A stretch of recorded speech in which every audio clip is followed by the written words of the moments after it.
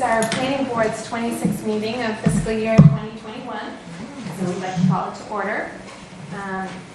We would like to have our next meeting dates as July 8th and July 22nd, if others agree. And I'm sorry, I should allow everybody to introduce themselves. Danny Swenson, Chair, member. You're looking at me, so Cheryl Tagayas, member.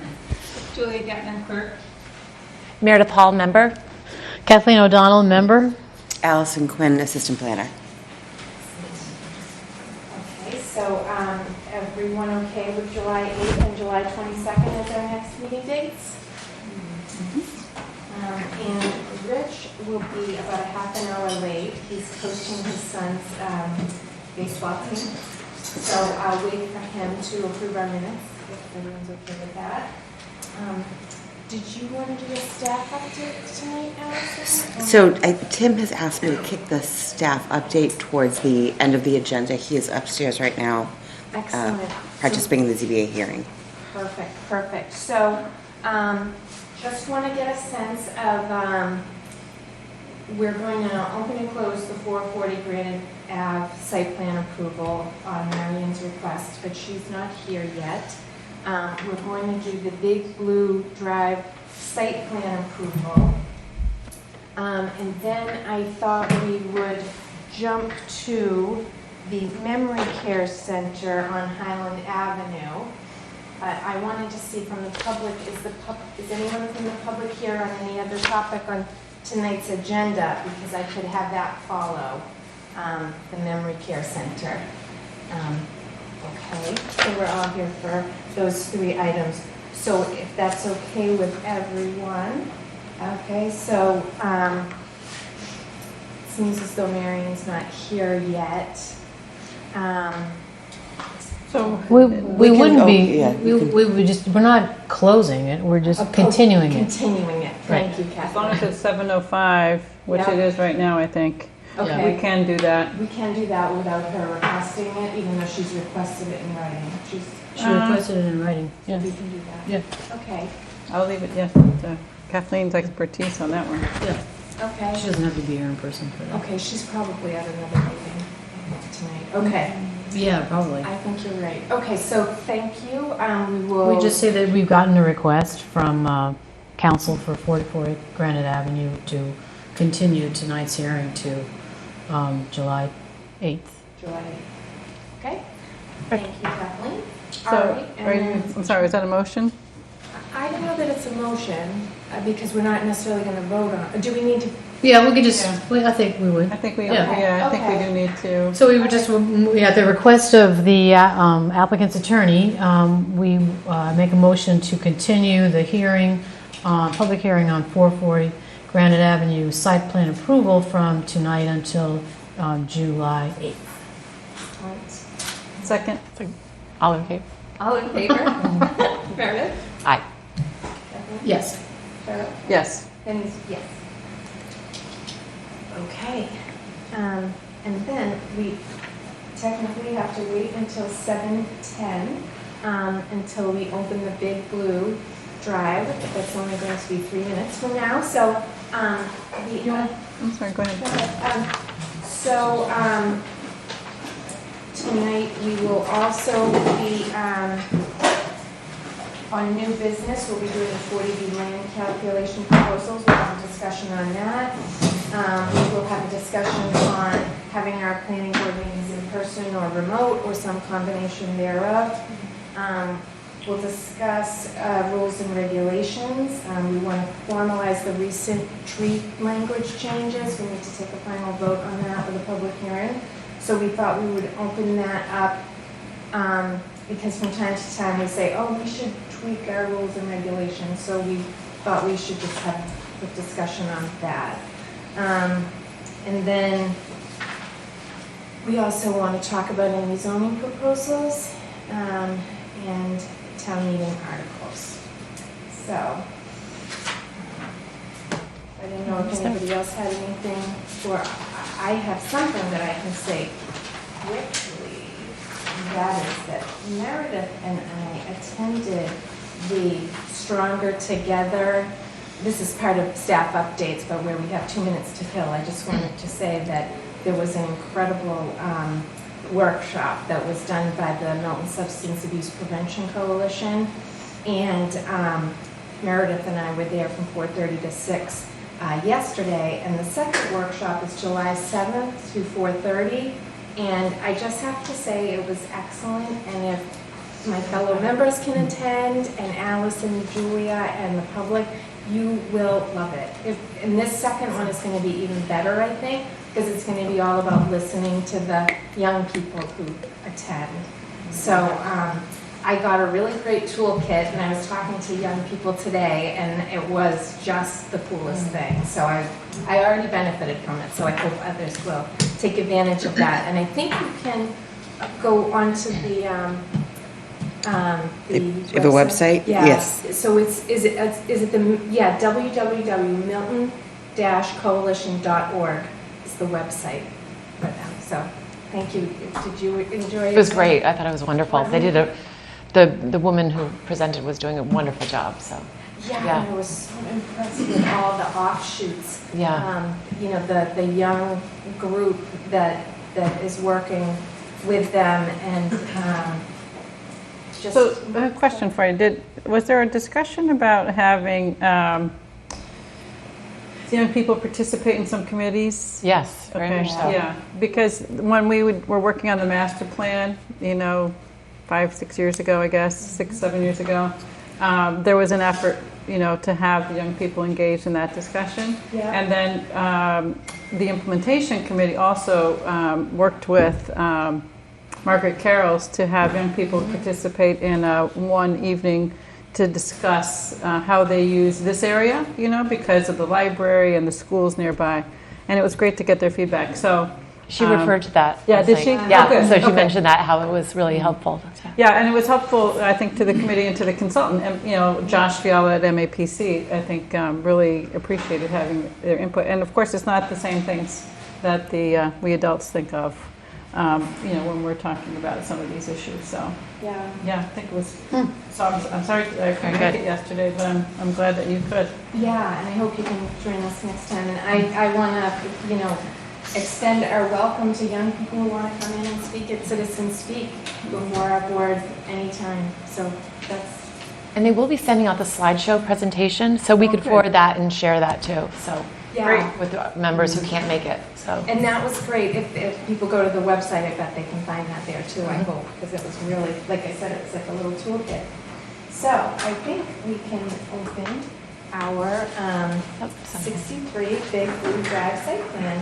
So do we want to talk about it first, or do we want to hear the presentation? Does Allison, you sent us a staff report on it. I did. Would it be okay if Allison gave us an overview and then the applicant came forward? Or what do you prefer, Allison? No, that's fine. So we received, here, I'm going to pull up the memo. That might be helpful to orient people. But this memorandum I prepared really just gives you the background on when we got the application. This application really is, it's a site plan approval, but it's covered under the Dover Amendment. There's no grading changes, there's no exterior structural changes, there's no landscaping changes. This is really taking an existing use that's in their home now, their main home, and transitioning it into an existing structure, which is a two-bay garage. All they're asking to do is modify the existing garage doors for a front door and a window to become ADA compliant, add some insulation. They're going to be changing and creating a little office space on the second floor. The only reason it's coming here is because it's a commercial use. But Julia and I took a ride by, and exactly what it says in the application is exactly what we found on site.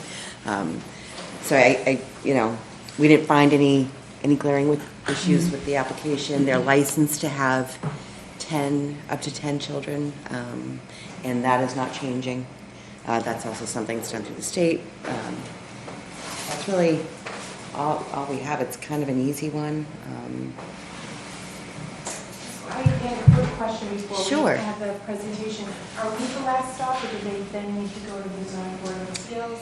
Is it just? I don't believe they have to go to the zoning board of appeals because they don't require any relief from the zoning. code. Right. Because there's no variances or anything.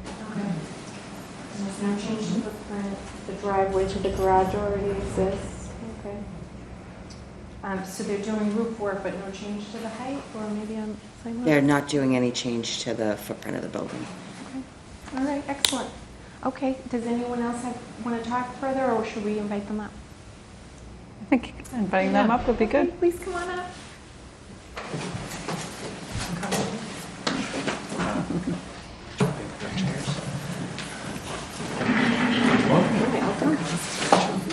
I am the director. Hello, thank It's the you. important one to be here. I am the owner and director. Okay, I'll start. I'll introduce myself. Andy Slippo. I'm the architect helping Corey and Gladiola with their project. And I'll just briefly summarize, but the letter, I think, touched upon everything pretty well. The owners reached out to me about a year ago to create a space for their very successful home daycare. Just prior to, I think, reaching out to me, they had recently purchased the house, and I think one of the main reasons they purchased the house was because it had this detached building, garage. The existing garage was built in 2000, permitted.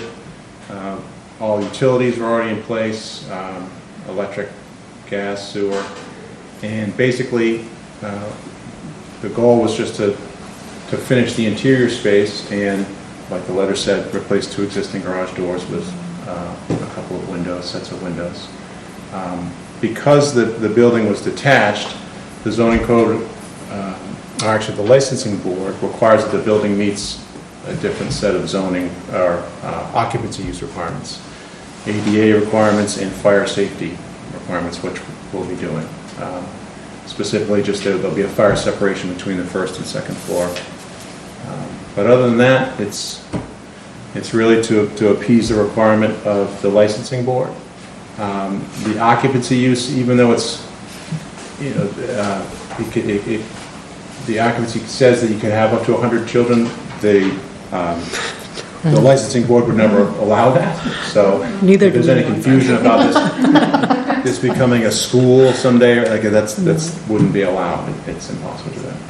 And as far as the plot plan is concerned, there is existing parking for 3 spaces, which the building requires. So it's not a whole lot of complexity to it, and it's a thriving business and very important asset certainly to the community. I know with 3 little kids that I'd like to find a good spot for. So anyway, I've said too much. Thank you. I think that's Thank you. nicely. Okay. Our area of jurisdiction is convenience and safety of vehicular and pedestrian movement. So you mentioned you have, do we have another slide of how the Let me see if people I come can. on with the The property? site plan, yeah, that was also submitted. Yeah. I think I saw it. Hold on. I kind of want to mention there's already a home daycare. We're literally, But it might be further it's, whatever's happening is already happening. People come and pick up and drop off. So it's just No change to traffic flow at all. 10 feet further down. Okay, so Yeah. it's the same, okay, that's Same good to space. know, same. Yeah. Here we go. Yeah, so you can see the existing garage to the left, and the driveway is just to the left of that, for the garage specifically, and that's the home, there's the 2 rectangles to the left of that. It's a little hard for me to tell, but are they able to turn around easily enough? In that space, yes, the driveway behind the existing garage is, it's just over 40 feet, I believe. Okay, That's it's pretty 40 big feet. on Google It's Earth. sizable. Yeah. Okay, Yeah. all right, I have a question. sure. Let me go ahead. Yes. Does the facility require a designated place for children to play outdoors? So is there like a part of the yard that would have to have a fence or anything for the daycare facility? Right now, we do not have a fence, and if you have a home childcare program in a street that is not busy, which is Big Blue is not busy, then you do not need a fence. Okay. And then I think one of the neighboring properties may have a small body of water, maybe a small pond or something. Is there protection from children getting onto that property and close to that water body? There is a fence in the back of the property, so behind where the big parking lot is, there is a fence already. There's an existing fence, so children cannot go to the body of water. Okay, so that fence is in good condition? I mean, we keep the children in the current space, so When Julie and I went out on site, we did make sure that we observed the condition. It looks like it's, it doesn't look like there's any, missing pieces. It doesn't look dilapidated or rot. We couldn't notice anything that looked like it would be, easy for a child to penetrate that fence. Okay. And your question is always lighting. Do you have plans for lighting? Well, the existing garage has some exterior lighting. Okay. I think ultimately the licensing board would be, if there were concerns, I guess they would be. early education and care does not require lighting outside because we close at 5, so by 5 o'clock, everybody's gone. Okay. But, I mean, I guess if there's a requirement, we can put more lighting. There isn't, the code doesn't state anything about lighting, it's really just the occupancy. I'm not required by my early education and care, by EEC, to put lighting outside. There's interior lighting already existing, which of course we'll use. Of course. What do you think? Should we have dark sky compliant lighting? Well, if you do add lighting, Yeah. we normally do look for what's called dark sky compliant, which means it's not spreading upward. It's pretty purely, probably you're familiar with that. It's directed downward, and it doesn't spill beyond the place that it's trying to light. So if it's lighting the entrance, it's not spilling so that it has impact on your neighbors. Because while this is at the back of your property, you do have neighbors at the other side of your property line, right? And so we always are concerned that the neighbors on the other side, aren't unduly impacted by something like lighting that might be on. So Sure. That's right. Yeah. That's right. So I'm glad you.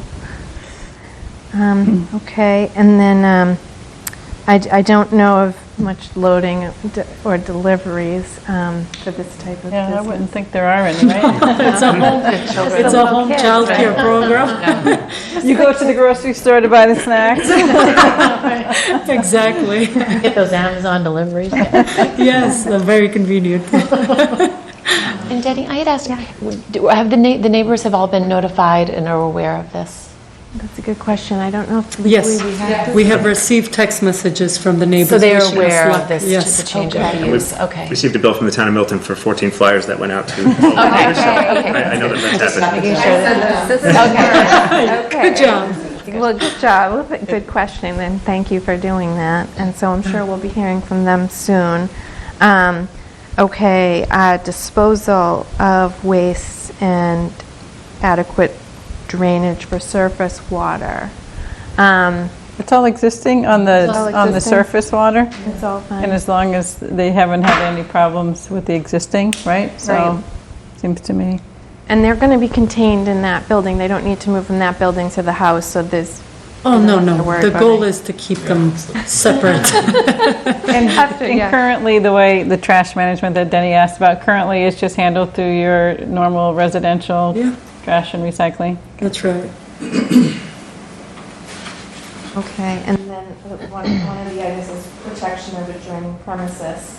So that's your abutters, right? So any impacts on the abutters? none that we anticipate No at all. change. What does that mean? No Any change. impacts to the neighbors around or behind us? No, this, Everything is existing, there's that's really nothing. currently happening is going to continue to happen. Okay. All right. Well, I think that's pretty thorough. Unless anybody else has any questions, we can open it up to the public if, okay. Is there anything else you'd like to say? You can always chime in later, so, but, all right. Well, we'll have you sit down for the moment, and we'll invite anybody up from the public who might like to speak on this. Sure. And then we'll discuss it as a board, and Thank you very much. thank you. Thank you. Okay. So is there anyone here tonight that would like to speak on 63 Big Blue Drive? Okay.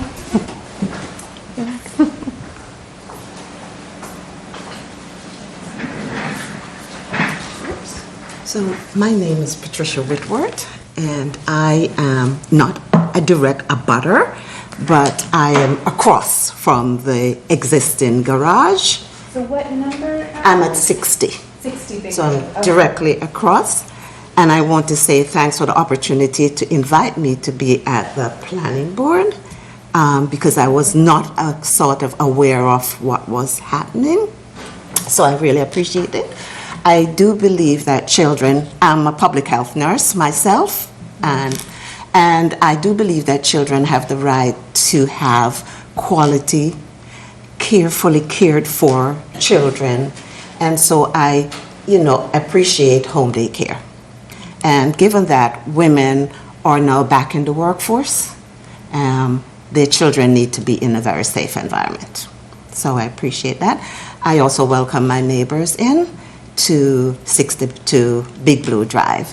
As you know, Big Blue Drive is a residential area, and my concerns were that with the garage turning into a now occupied space of a school, what does that mean for our residential neighborhood? What does that mean? And what does it mean for the future?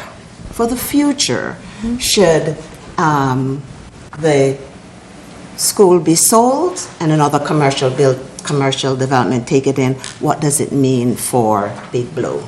So that's really my concern. My concern was also that we keep the aesthetic front of the garage in as a residential look. I look at Curry and I see how Curry keeps their building as a residential look.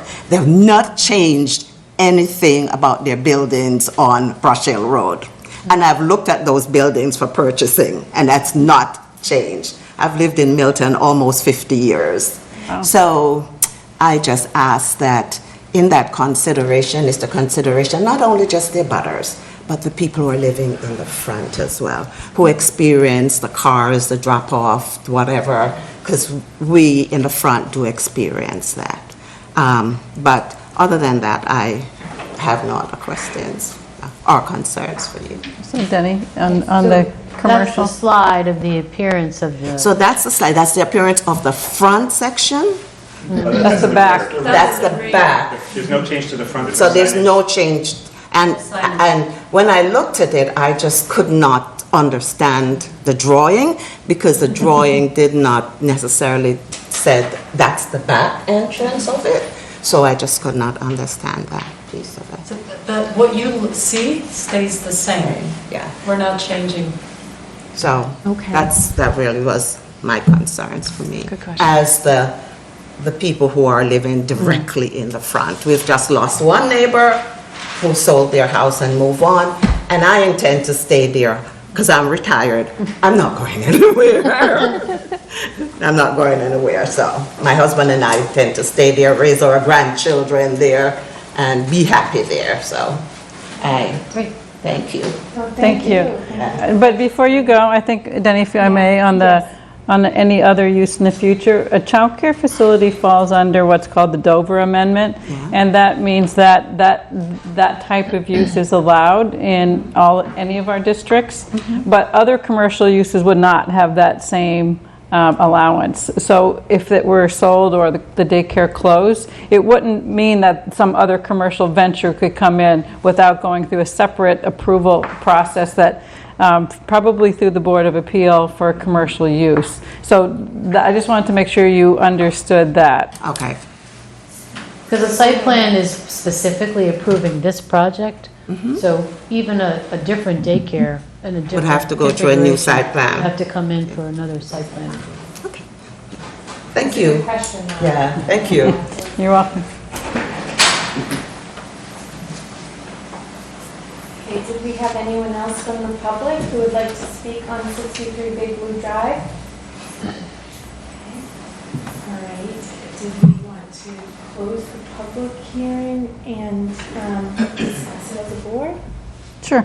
We just want to ask if, does the The applicant applicant- have anything else that you? Did you want to add anything else before we Just close? only reiterate that certainly. I'm sorry, they need to come up to the microphone. Yeah, sorry, you Yeah. need to come up so the public can hear you as well as we can. Thank you.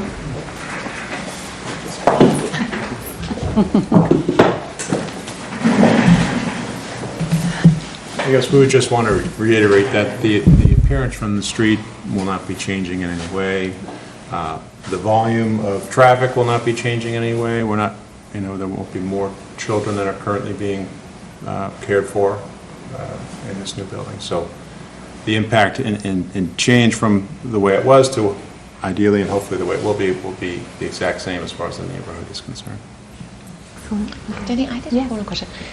Because of the garage is now changing, obviously, the vehicles that you personally own that you probably were parking in the garage, or were you not parking them in the garage? We're not parking in. Okay. The driveway so for our main house is large enough to house our own vehicle. it does. Okay, that was just a question where are vehicles being displaced on the site? So, okay, great.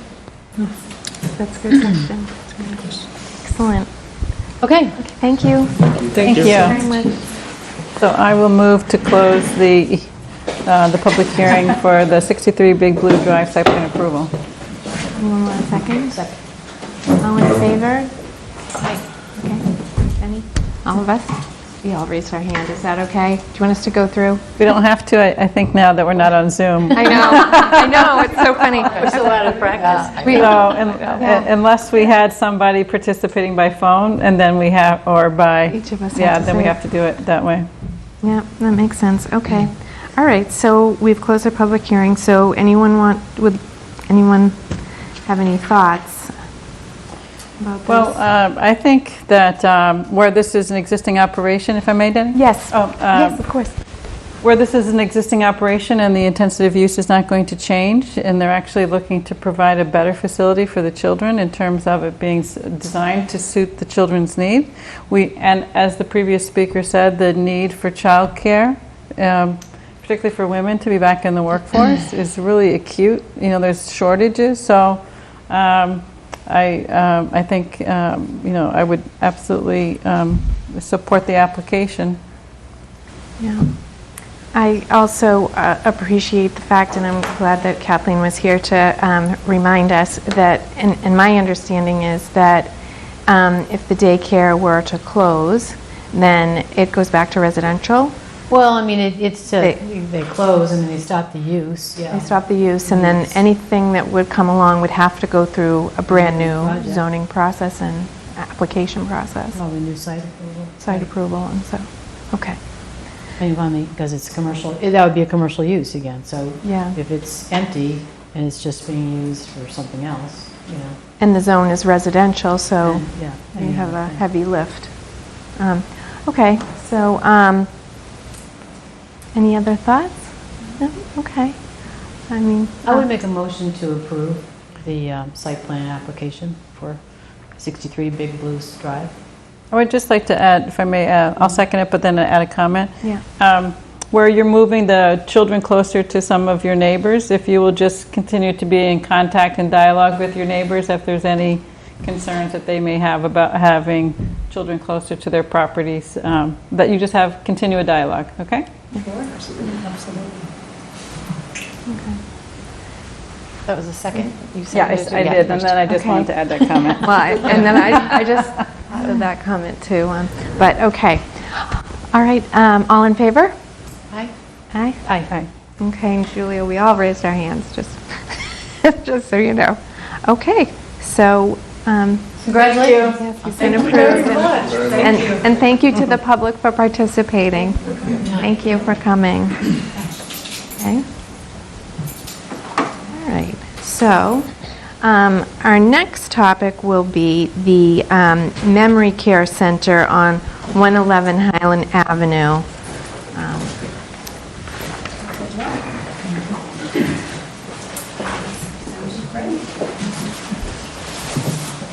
So did we want to talk first? Did anybody want to talk first, or do we want to go right into Ned's presentation? Well, go ahead and have an update from them, as far as I'm concerned, yeah. Okay, people hear your update. Great, and great to be here. It feels odd to us, I have to say. It really does, and I know, this said 2 weeks ago, I was jammed into the 4 feet. This thunderstorm in Atlantic City. and last night we were on Zoom with neighbors.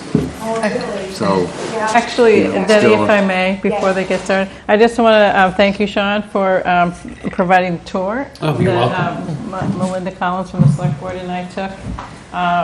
And if there's another opportunity, Sean, I know offered it, but I just want to mention to the other board members that I found it really helpful to tour one of their operations.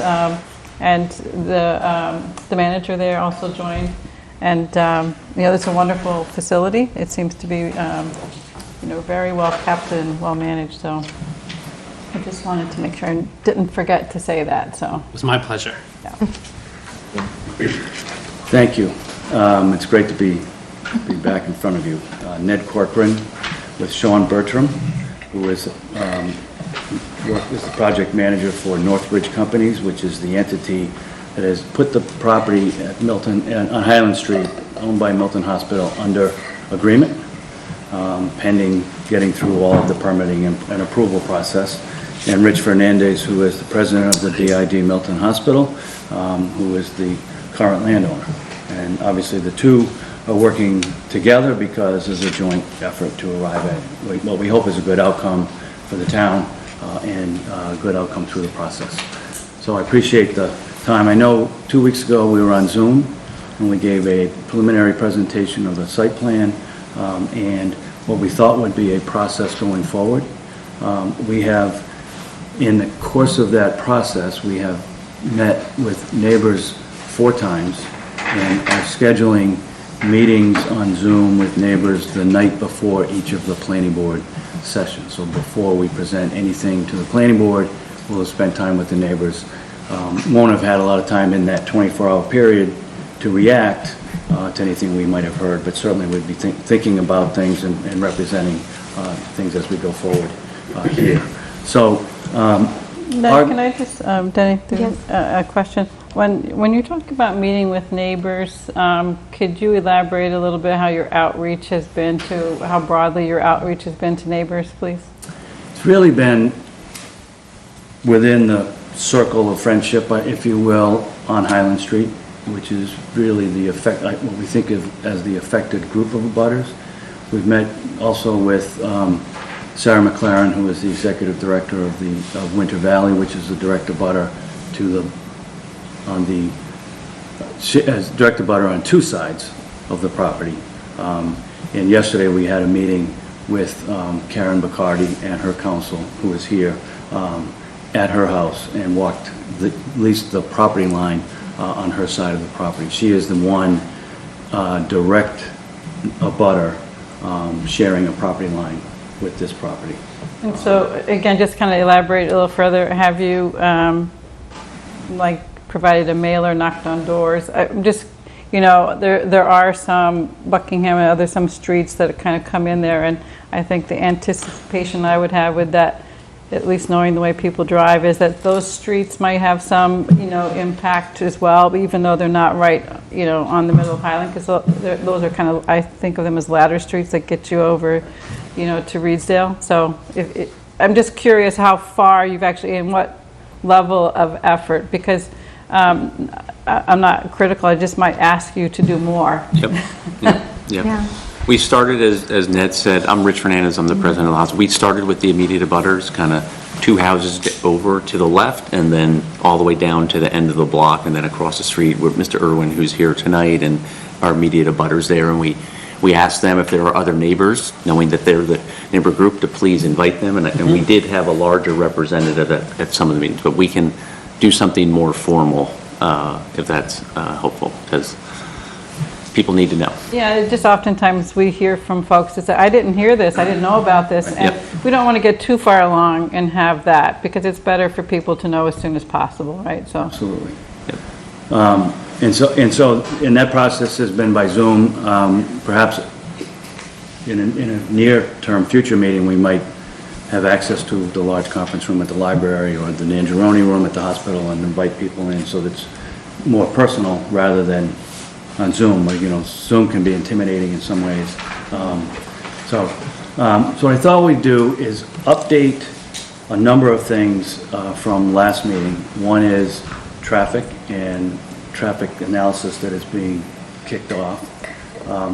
Wetlands and the status of wetland delineation and next steps relative to Conservation Commission. And then a quick overview of what the primary modifications that we've started with to the existing bylaw that was put in place in 2013 for assisted living over on Randolph Avenue. So with respect to traffic, we had a meeting earlier this week with the traffic consultant for Northbridge. It is VAI, a different person from Jeff Dirk, who is the town's peer review consultant on the 40B applications. And I gave him a pretty thorough overview of the area, focusing in particular on the ladder streets and particular impact that this project might have on traffic on the ladder streets, Spafford, Buckingham, Clifton, and Martin, the 4 streets that are perpendicular, particularly Spafford and Buckingham, which are the 2 that come out perpendicular to the property. From there, sort of understanding, asking them to get out and really understand the flow of traffic, the timing of traffic. We've got what we think is a very low density development. We have a community of 70 memory care people who don't drive. Particularly, they can't drive because they're not capable. So we're not populating a piece of property with people who could be driving. There will be 3 shifts, and so there's a change 3 times a day in the number of people coming to work. It's more intensive. The number is more intensive during the day than they are at night, but there is a morning shift, an evening shift, and a midnight shift. And so what are those volumes? When are they coming? How are they getting there? And then construction will have its own driving impacts because trucks, equipment will be coming to and from. My sense is that we want that traffic to remain on the main route and avoid upper Highland Street. You can't, if you're coming north in the morning on Randolph Avenue, you can't turn left to get to Highland Street. There's already a 2-hour prohibition between 7 and 9. But you can come out the other way if you were leaving. So the idea would be that if you're coming to the site from the south, you're coming in Randolph Avenue, left on Reedsdale Road, left at the light on Canton Avenue, on that stretch of Canton Avenue that actually can handle a decent volume of traffic, and then left on Highland and up and into the property, and then back out, down, out, and around the same way. And so that would be the primary route for employees and the primary route for any construction activity, and we would specifically think that that would be written into a special permit at such time as we'd be back in front of this board applying for a special permit. But in combination with that, we've asked them to understand the flows of traffic on Canton Avenue, because Canton Avenue itself obviously is significant traffic, particularly between Guile Road at the high school and Highland Street. As Cheryl knows, we presented in our, one of the 40B hearings, videos, photographs of traffic volume on that stretch of road. And so, taking into account the context of additional traffic volumes that likely will come from some form of development at 648, 652 Canton Avenue, and the addition of some volume of traffic associated with Winter Valley and its new project, we've asked them to incorporate that information into an understanding of not just the direct impacts of this potential project, but also what else is happening, because we think that's important. And we've asked them to be prepared to at least discuss all that orally at a meeting with this board on July 22. As I understand, you've got July 8th and July 22 as your next two meetings. And so at least at the point where we are hopeful that the board would be prepared to vote a recommendation to the select board for a planning board article, that you would have at least had the opportunity to have heard a presentation on traffic as it is understood. Question? Yes. I think at the last meeting, you mentioned that you would provide data from your other facilities. I think,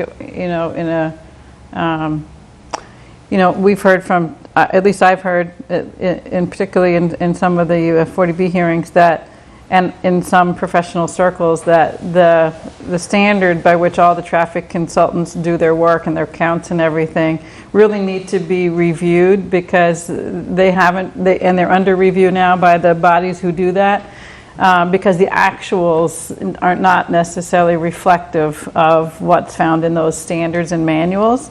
And so I think we've had other applicants before us where they gave us data. It was, some of the childcare facilities, but like the data of, Right. okay, the average visitors are coming, or the average care aides, we get are coming. The staffing pattern. Yeah. Staffing and when, where they come. We Yeah. clearly have that from. Yeah, because it might not be reflective of what a traffic consultant's going to pull out of a book. Right. And I think it's more important for us to know what your operations, since you have them, comparable operations, what's happening, in those operations now. I think that's the best way to I think really that's a great understand the question. traffic. That's a great question, and it's easy for us to provide that data. I can actually provide it now if you'd like. Would that be all right? In writing, I think would be better for Sure. me. We'll get that and to we you. can have it then at the same discussion when we have the traffic input. And we'll provide that to the neighborhood group in advance as well. The one thing I did do. I'm sorry, and one more thing related to that. Okay. Is on the staffing side, have you found when you staff a new facility that you're drawing people from that community, or are you finding people are traveling some distance because of the demographic of the workforce? Nowadays, we try to grab from anywhere we can. It's definitely a struggle these days trying to find quality associates. So we do not discriminate. We'll take anyone that comes to our door, but obviously we would like to pull from the primary market area if we're able to do so. And with, some, Boston, for example, being very close to us, if, traffic impacts are obviously influenced by where people are coming to work from, right? So I think I was just curious about that, because if people are driving an hour to get to work, they're obviously going to be, coming, Right. Commuting a lot. But if it's possible to get people who are more local and. I would say generally speaking, about 75% of our teams are within the local market area. Okay, that's helpful to understand. Thank you. You're welcome. So just in light of those comments, Cheryl, I made a point of directing the traffic consultant to say that we're not looking for your cookie cutter Yeah. analysis, because, we can always, because that's what we're getting all the time. Right? Thank you. And it doesn't tell us anything, and we know more about what's going on. So I spent a lot of time explaining how I understood traffic to work in this area, and asking them to get out on the ground and see it and understand it, so that when they present, it's not just well, here's your numbers, this is peak hour, and no impact, and therefore, everything's fine. Right, that's what every traffic And study that's what they all say. So, the other thing, with respect to traffic, I did indicate 2 weeks ago that we had been asked to meet with, when we met with Sarah McLaren at Winter Valley, we met with Georgia Lee, who was there on behalf of the neighborhood. We did ask the question that I said that we would ask last time, which was, would Winter Valley consider allowing primary access to this location from the Winter Valley site driveway? I've thought that would be concerning, because now you're adding more traffic to the heavily traveled section of Canton Avenue itself. And the preliminary answer was interesting, really a lot to think about, but we're adding 36 new units in a new building. Our driveways are fairly tight and restrictive. Our occupants who own cars park in small parking areas, and a lot of the visitors park on On the roadways. on the roadway, interior roadway, and parallel park in front of buildings. And that's narrow, and inviting any more traffic in that's not from our use, really, it doesn't make sense to us. And so I think the answer ultimately is no. They wouldn't consider it. Too many issues and concerns to think about, but we asked the question, and it was discussed. So that's our update on traffic, where we're going. If you have other comments or questions on traffic or the approach that we're taking, please let us know, because we have time to get at obviously our own anecdotal information, but other information as well. So is it your intent not to pursue the access through Winter Valley at this point? We don't want to do it. We don't think they want to do it. Our intent is at this point to leave it alone unless it becomes... Because I think that's a significant point, and I want to be clear about what your intent is, because that influences, I think, what we do with this and with zoning, at least from my point of view. Well, I just think it's difficult to do it, because you'd have to get consent from the lenders, from Winter Valley, their construction loan, all that sort of stuff. I mean, I don't think it's not just like, oh yeah, fine, we can give you an easement. You got to get permission from all kinds of other things, and I don't know whether that, I haven't read their permitting lately, but it may have some kind of restriction about that, so.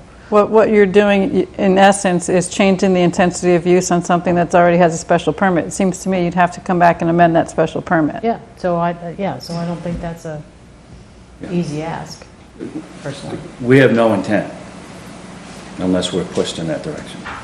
Pushed by whom? This board, ultimately. And this board would have to think it would be the right idea to do it. Well, I, for one, don't think it is. I don't know about my fellow board members. No, I don't think so.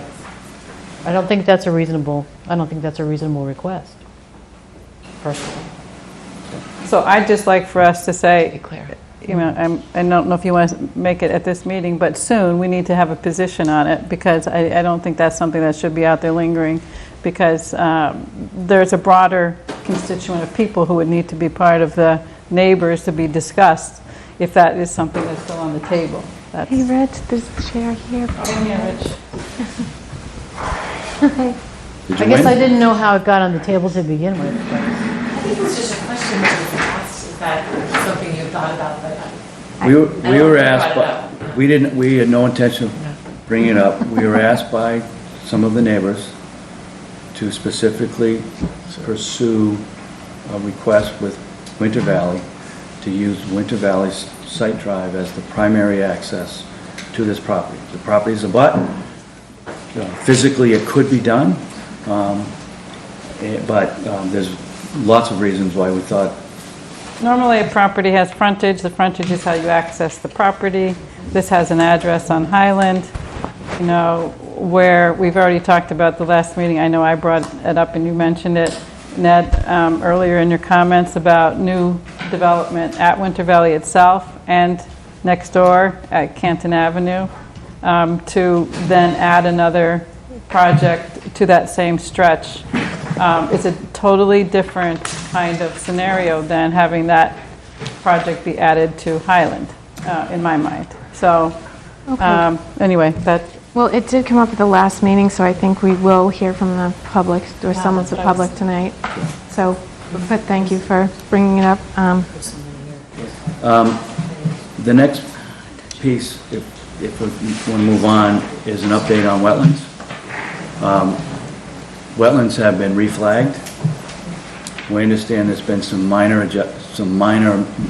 changes on the site relative to some of the wetlands increasing in their size, mostly on the sides away from the upland area where we intend to build. And the flagging is being put on a survey plan now. We're filing next week with the Conservation Commission for what they call an ANRAD, an application for resource area delineation. We'll be presenting that plan to the Concom on July 13 at a hearing at which we'll be requesting that they approve the wetland flagging and the location of the wetlands, the delineation as it's been shown on the plan. Presumably they'll host a site walk the following Saturday. They generally meet on the second Tuesday of the month. They then conduct a site walk, and they generally vote at the site walk on whatever they would have heard. will that be before July 22nd? Yes. Okay. And we will share with you on the 8th that wetland plan. We'll get it to you as soon as we have it in final format next week. We'll share it with you, we'll share it with neighbors, so that you have it in advance of the 8th, and we'll be prepared to discuss it on the night of the 8th. So it's currently flagged by your surveyors? By our wetland consultant, I think it was the same, Ecotech, went back out. They had done the survey for the hospital in 2018. They went back out, re-reviewed it, reflagged where it needed to be reflagged. That information is now being put into the survey plan. And that plan is what will be submitted to the Concom and what we'll have for you. And on the site walk on the 17th, we could attend that with the Concom?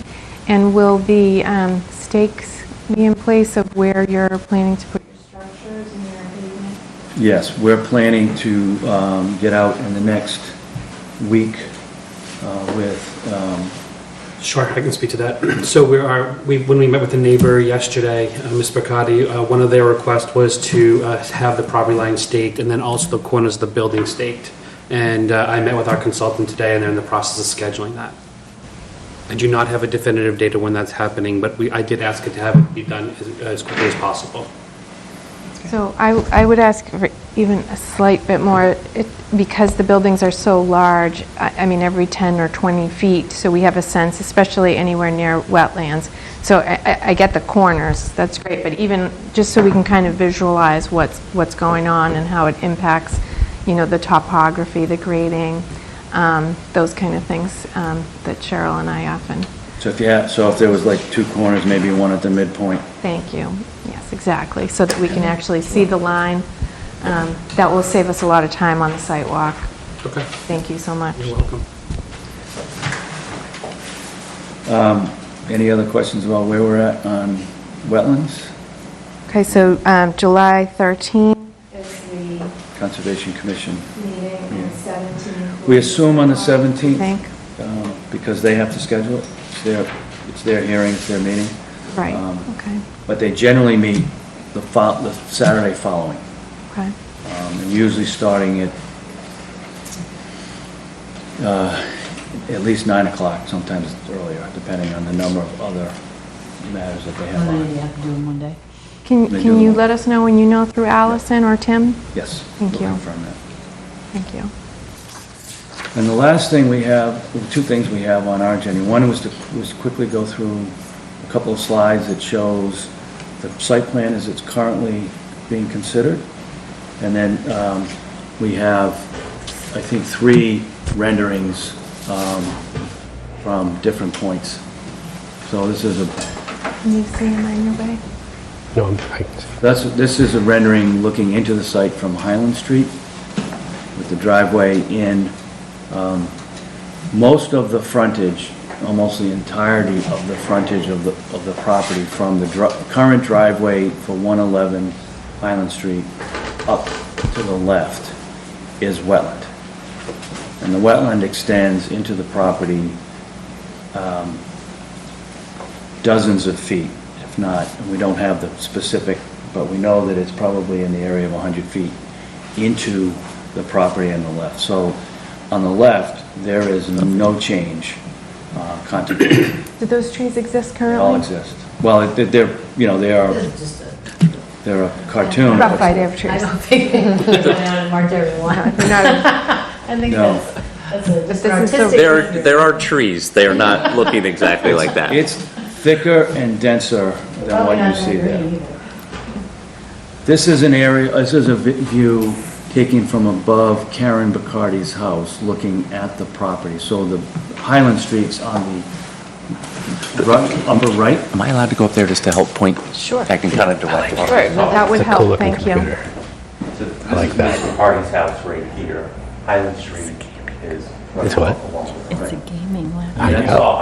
And that's her driveway in. Kids? And she is, like I said, she is the one residential abutter direct with it, that shares a property line. So this is looking at the building as it's configured closest to her, and looking down the hill, sort of as it goes away. There's a parking lot you can see on the upper left, which is roughly along which is close to the Winter Valley property line. That would be staff parking. And then there's a little parking area in the front for visitors and a turnaround for deliveries. And then the next slide, I think is the last one. Just what you've done.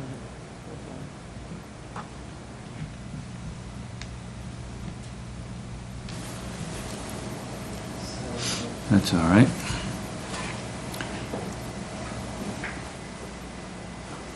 One more. Is it right there? Oh, that's it. I'm sorry, that was it. That's Nice me. Sean's Hey, smiley everybody. face. And I might, you know what, I want to do, because this leads into one piece of discussion on the bylaw that we've filed. The height of this building is intended to be 35 feet from the mean finished grade to the peak of the roof. There are different wings, some of which are sort of 1.5 story as you're down low, and 2.5 story in the middle, taking advantage of the topography. The topography slopes from the Bacardi property down, and there's a pretty significant change. This here is intended to be a pervious surface, emergency vehicle access only, so that a fire truck or an ambulance could get around the building to the other side. It will be gated and locked when not in use. Very similar to pervious driveway that was put around the Curry College's newest dormitory. And as I understand it, that's used twice a year on move-in day and move-out day, and only otherwise for emergency access. So this is intended to be pervious, sort of a grass Like pavers? surface. The grade of this, from this grade and this corner to the peak of this roof, is no more than 20 feet. Now there's a significant retaining wall that's intended to be here because there is a lower level that will be below that grade with so a lower level of units and then an upper level and then a peaked roof. And the way we've intended to draft the bylaw would be that the building would be 35 feet from the mean finished grade to the peak of the roof, provided that from this point along the edge of this driveway to the peak of the roof nearest to the Bacardi property would be no more than 20 feet. So that as she's looking at it, she's not looking at 2.5 stories or 3 stories, she's looking at 1.5 story, knowing that there's more down below, but what she's seeing here. So I just shared today with Tim and Allison, and I shared with Ms. Bacardi's attorney, Doug Henry, who's here yesterday, a slight modification to the bylaw draft that I submitted last week, because that was not clear. What it said was from the finished grade to the roof. The finished grade for this building is actually below because of the retaining wall. So we're asking for a modification to that language to clarify that it would be from this grade. And it's the grade that would be visible from Ms. Bacardi's. So that's what we have on the renderings. We'll have more as the building gets rendered more specifically, but we thought it was important to get this. Oh, and then I have a question on that site plan, if I may. Yes. There appear to be gray, what I'm assuming are retaining walls around most of the drives and the entire excavation of the building. So I'm looking at my screen because I think it's just easier and clearer for me to look at, but I can try and point them out. What I see on the screen is a sort of a wide gray all the way here, a wide gray around there, around there, around there. So it's like digging a big hole and with a little extension. Is that the intent? The intent is actually to keep this grade here, but protect the wetland features that are down below. So the grade here flows down the hill. There's a wetland stream that comes in this direction. There's a stream that comes in this direction. There's a pool here, and then there's an outlet to a stream that goes down through Winter Valley and behind some of the other butters property to the brook across Canton Avenue and ultimately to Pine Tree Brook. And but that is the flow. So the idea is that there will be retaining walls to protect the wetlands on the other side, and then stormwater detention has to happen here because under the stormwater regulations we need to retain and recharge water on site without affecting. I guess a site section would help me understand what you're proposing, but I mean, we still have the zoning contend with, and the application would still come through with the zoning. But I do have a concern, just in terms of understanding how you're setting the elevation of the building relative to the grades and the heights, and in part the position of the building and the configuration of the building. All these things influence one another, because from what you're pointing out is that the highest point is actually here, which is the closest to there. And, you know, this is the largest of the outdoor spaces compared to the three. I know there's still, it's early design, but these would be the things that I would, you know, be looking at if you're coming in with an application to see if we can't look at all of those pieces and make sure that we're doing the best we can for mitigating not just one of them, but all of them, right? Because the more you regrade, the more trees are lost. I mean, in looking at the site plan, it requires all the trees up to the property line to be taken down, and then so the trees that are shown here on the right are all the neighbors' trees, and then there's a small amount of new planting. There's a property line following there, right? Yeah, we're not sure. This is a rendered. We need to do better sort of locating lines relative to where the trees are. There are a decent volume of trees that come into her property, and there's a fair volume of trees on the other side. And where that line is, obviously it's important for us to stake it so we know, and then to get a more accurate rendering. If we were going to be doing some some sections, would you want sections that came through? Well, I think this way, or would you want? Yeah, I think the critical one that you're referring to is really kind of through here, right, at the moment. But I think if that, maybe if it came over and took a turn, just so we could understand kind of where that building is and how much is being, to set it down, how much are you planning to having to regrade in order to move it down? Does it make more sense to lift it up a little bit? And if it does, if this is the concern, can that twist a bit? Can anything? It's just really, I know that's not necessarily zoning, but, it is the kind of thing that if we said, if a certain setback for a certain height, because setback is all relative to the distance it is away from things, right? And, we've been working hard as a board to really think about cut and fill and retaining walls. So we don't want this not to get that same level of kind of attention on those things. Understood. So this, not difficult to see, this is approximately 60 feet to property line, and this is 80 feet to property line, and then there's additional. And where that is, obviously, we need to do a better job of showing it. And it's this way too, right? So it's not just, this way. Right. But if the land is doing this now, and you said, I want to reach that height, so I'm going to dig this down, so I keep it that, is that the best design strategy? But that wouldn't be until they were applying for the app. Yeah, that's what I'm saying. I'm just pointing this out now because this is all very schematic now, but it's being shown as the design. And, we just want to make sure that if we have concerns about how, if the zoning. All I'm just trying to say is that right now, all we're looking at is what should be going for the zoning. Right. So before the warrant closes on July 28th. Setbacks relate to the zoning. So, yeah. Height.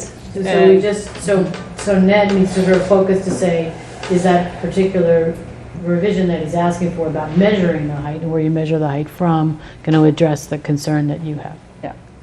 Just trying to get this But in relation understood. to the height too, because if I just said that. I know, but if we decide as a board, we don't want you to necessarily have to build a story and a half into that area because of wetland concerns or grading concerns or whatever, we may consider allowing a taller building, but maybe not that building that's closest to the neighbor. Yeah, maybe not within that quadrant that's closest to the neighbor, for example, right? For example, these are just examples, so I appreciate all these questions that Cheryl's raising. So, I was just trying to clarify what we were actually doing here That's always good too. at that point.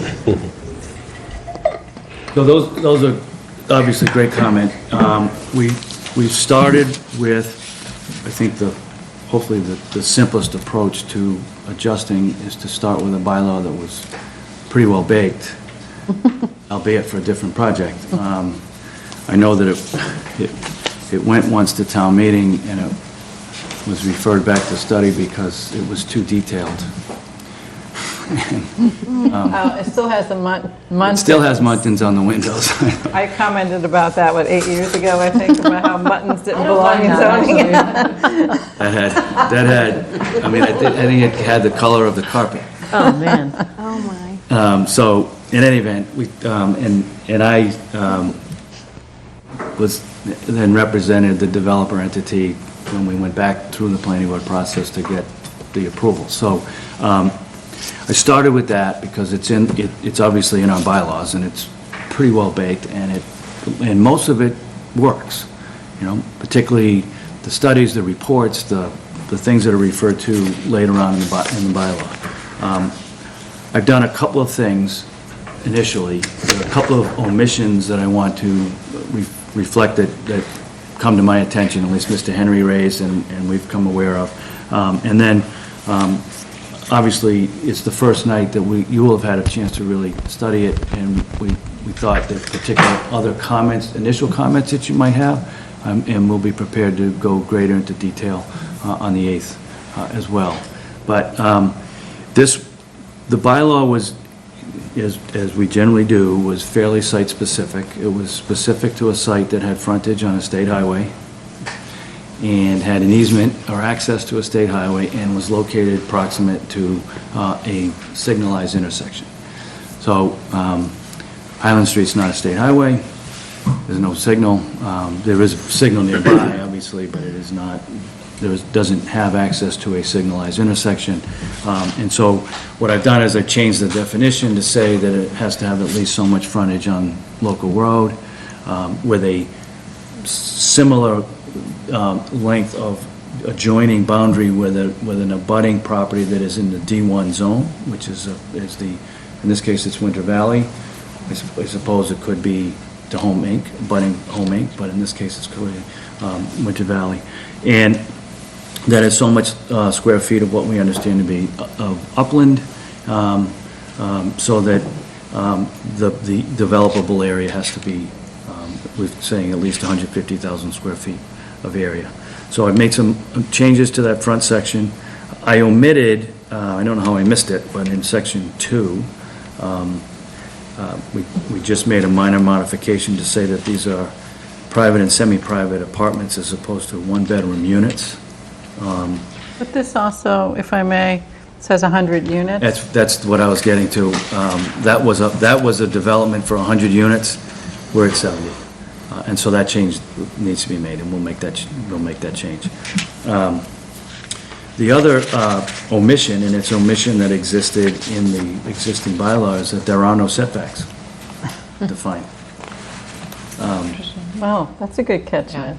So, no, Mr. Henry caught it, and I hadn't even thought about it, but he caught it, and it's certainly something that we need to be thinking about. And so, at a minimum, we're thinking that 60-foot side yard setback, because that's the closest point of a building currently to the Bacardi residence.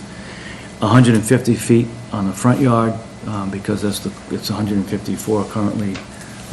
And, if that might shrink to 140 as we refine what we understand after we get the wetland mapping better. But we're thinking we want to at least have clear, robust setbacks set within the zoning.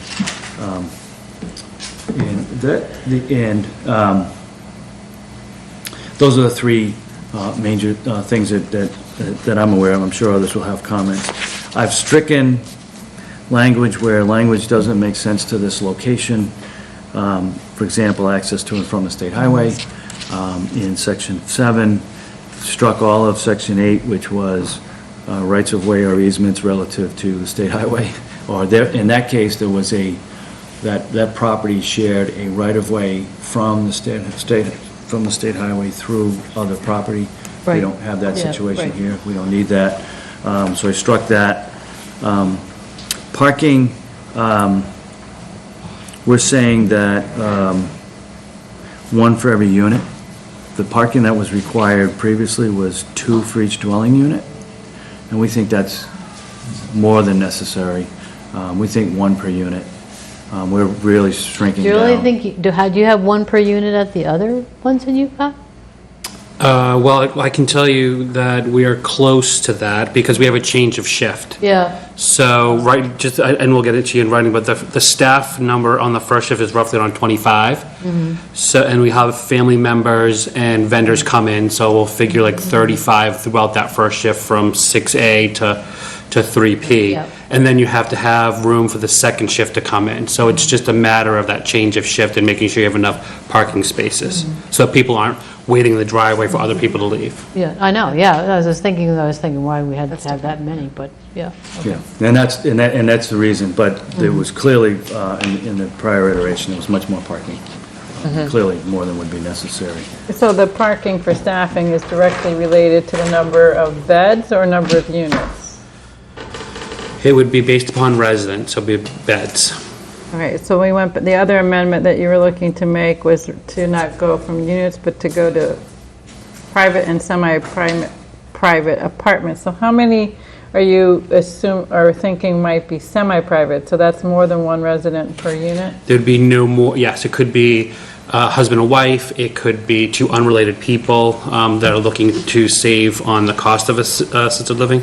So I think the plan right now has a total of 5 semi-private. So at this point, it would be 70 units, 75 residents.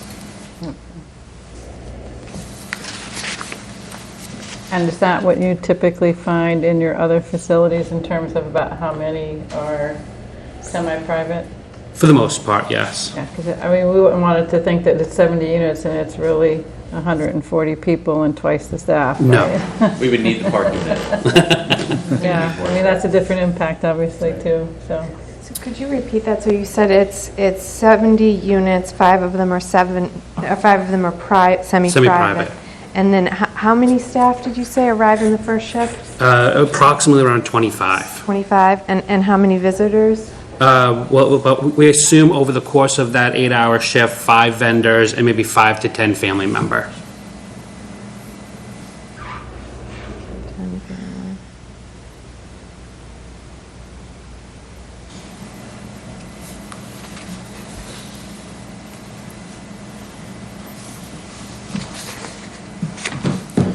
We did make, there was provision for a sign. We do want to have a sign. We will have an iteration of a double-sided sign that we would like to obviously present to you and present to the sign review committee at such point, but then would look for a double-sided sign that's visible from either direction on Highland Street. There was a requirement in the last bylaw that there be a covered pickup and drop-off area. I don't think that's necessary, so I've stricken that specific I agree. language on design standards and requirements. Otherwise, Although it's not for the people, it's for supplies. it was really, I think, more for visitors, because that was not a memory care facility. This is memory care. The entrance at the Needham facility is just a single story, kind of like a little front porch, obviously no steps, but, you know, so that's less impactful than having a big structure come out with a covered roof for cars to come in and swirl around, in my view. Okay. In terms of how much structure you're building. Typically, though, with those porches, you also have to make it large enough that the biggest fire truck in town can get through it, and it ends up being sometimes bigger than the building itself. Okay. So that's why we've taken that out. So, and in terms of the materials, you know, site plans, utility plans, stormwater, all that stuff, we're adding language that would say, it says massing study including three-dimensional representation of the building. We're also suggesting that it be done in context with the surrounding area. So you're not just getting a 3D model of the building itself, you're getting 3D relative to how it fits in the context more broadly. So that would be one of the things that would be required in the application for special permit. Doesn't look like it has the site sections that I typically ask for. That's something we'll add if appropriate. Obviously, certainly, it's something that the board is used to seeing more recently, and we can add that. Thank you. So we'll add a provision for the site section.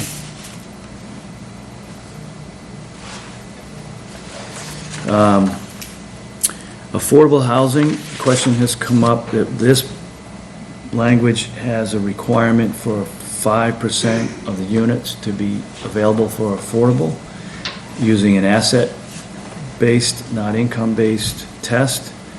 The units themselves, though, none of the units count on the subsidized housing inventory. So no effect numerator or denominator. Yeah, they don't. Overall. They don't get on there all. We're providing what we think is a real need in the town, meaning providing memory care units. 5% of them will be, which under the zoning would be, which was required in the zoning as it was drafted before, and we think that's an appropriate continuum to have, that would be required. There was a provision previously that the operator would take reasonable steps to ensure that those units are counted on the subsidized housing inventory, but because there are no kitchen facilities, there are no separate units, they're not considered housing units in accordance with the SHI, so I've stricken that language. But what standard will you have for affordable? Well, I mean, as I said, it doesn't really You know, they But can't. they're offering 5%, so we would like to take them up on that, but it can't be SHI, so it may be little a affordable. But, so it's just, I'm interested to hear whatever language you're proposing. I'm using the language that was, In the existing one. that's in the existing bylaw. Okay, I'll take a look at it, thank you. And you will have to submit an affordable housing plan at the time that the application is submitted. And that was it. There were a couple of cleanups. Yeah, there was a section that said that we need a plan showing any improvements in landscaping for the access road to the signalized intersection. So I struck that.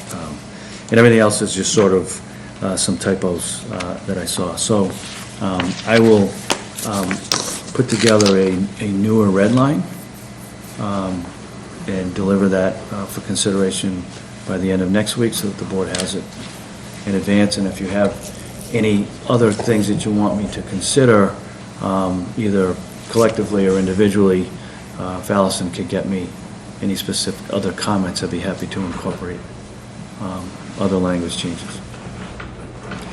And that's the extent of what we have tonight. I know it's been a lot.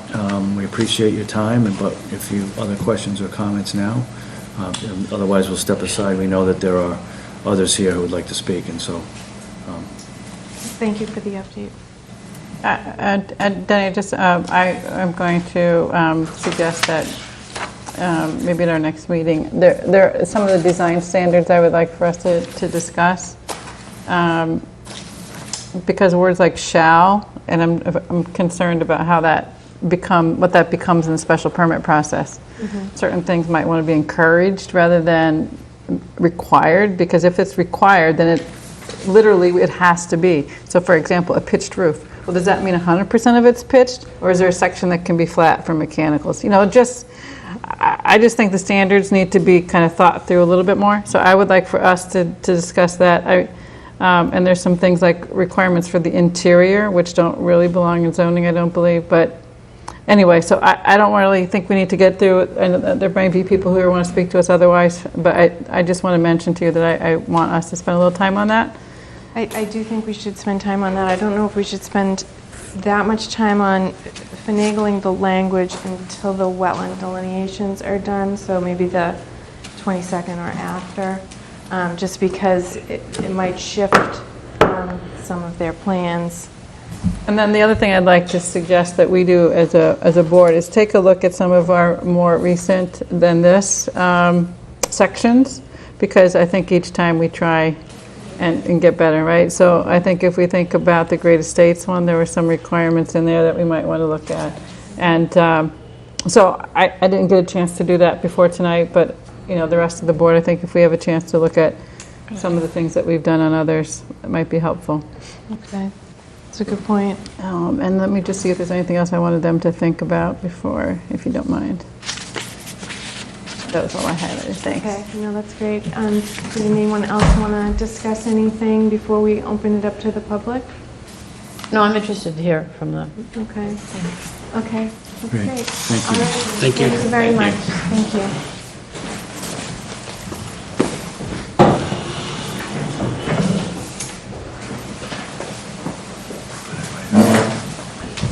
There. Kathleen, how are you? Good, how are you? It's work. Kathleen's the president of a club I'm in, so I have to be polite, so. Yes, but it's not a beach club. Not a yacht club or a boating club. 23B3 disclosure. The abstract club. The abstract club. The abstract club, well, that's a good one. I know. So, good evening. My name is Doug Henry. I'm a lawyer at the law firm of Sharon and Lodgen in Boston, and I represent Karen Bacardi. I've represented Karen for about 30 years, and I represented her when she bought her house on Highland Avenue in early 2000. I've done a lot of work with her on different projects over the years. So Karen has been said, is actually technically not the only direct abutter. Ella Welts, who lives next door to Karen, has a small portion of her property that abuts the top of the L shape, so she is a direct abutter also to the project. But Karen really is the one who is going to have the most impact by this project. And if it's possible, could I see the site plan back up there again that was shown earlier? Reminding my kids to walk the dogs. I'm laughing because I just did that.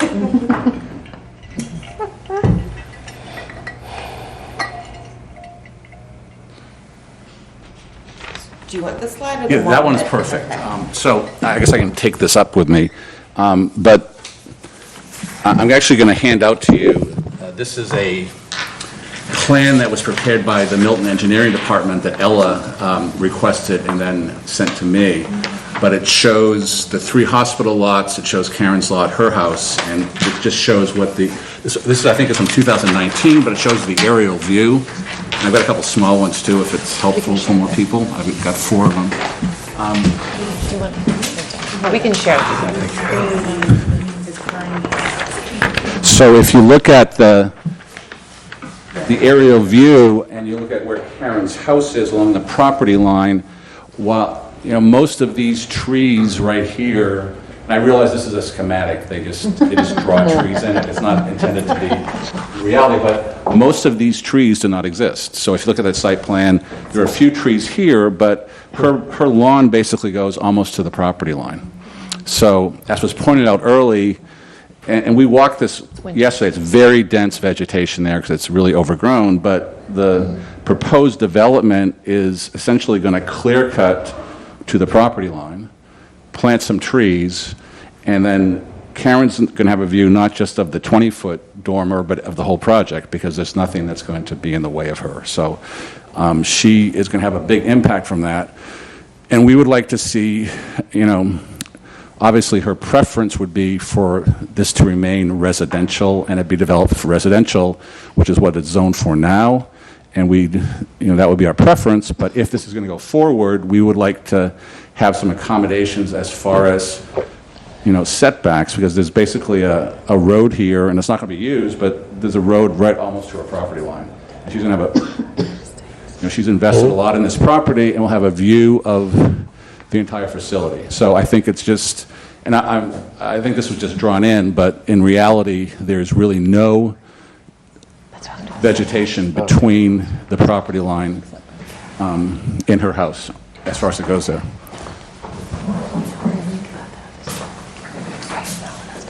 While you're taking a seat, I'll just point out that at the Great Estates, we did have a setback requirement for roadways as well as buildings. So that is something we could consider adding to this as well. Okay. So that's her main concern as far as this goes. As I said, we prefer it to remain residential and be developed as it has been in the past with residential use. But if the planning board's been... Mr. Henry, respectfully, you wouldn't be able to guarantee that a residential development wouldn't be doing the same thing. We've had subdivisions in town that have pretty much clear-cut the whole thing and built mega mansions. But I think seeing a large, if you look at the wetlands on the site and where there's buildable land, you could probably put 2, maybe 3 large houses there, and Karen would be fine with having a large house next to her. She would, even if she can see it, she would not object to that. So that's where, it's just a big visual impact. And we just got this bylaw amendment on Tuesday. It was sent to the neighbors, sent to me, and we're reviewing this. Ned pointed out, I did make a couple comments to him just on a cursory review about the number of unit sizes and putting setbacks and other dimensional requirements in it. So we will have comments, and I know some of the other neighbors are looking at it, and I just represent Karen, not the rest of the neighborhood, but a number of neighbors have said to me that they will have comments on that going forward.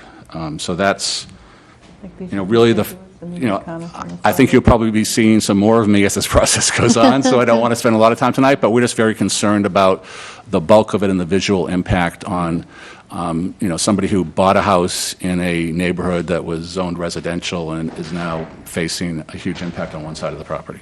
So I'm going to reserve any other comments for future meetings, because I'm sure it'll be here. It's a nice drive down to Milton every night, and I will leave it there, but your consideration going forward to if this development is going to happen and the rezoning does occur, we would prefer to have some protections built in for the neighbors. I think it's just a fair use of Fair enough, the zoning yeah. power. So Thank you. And so would you be in favor of the hybrid Zoom, Zoom?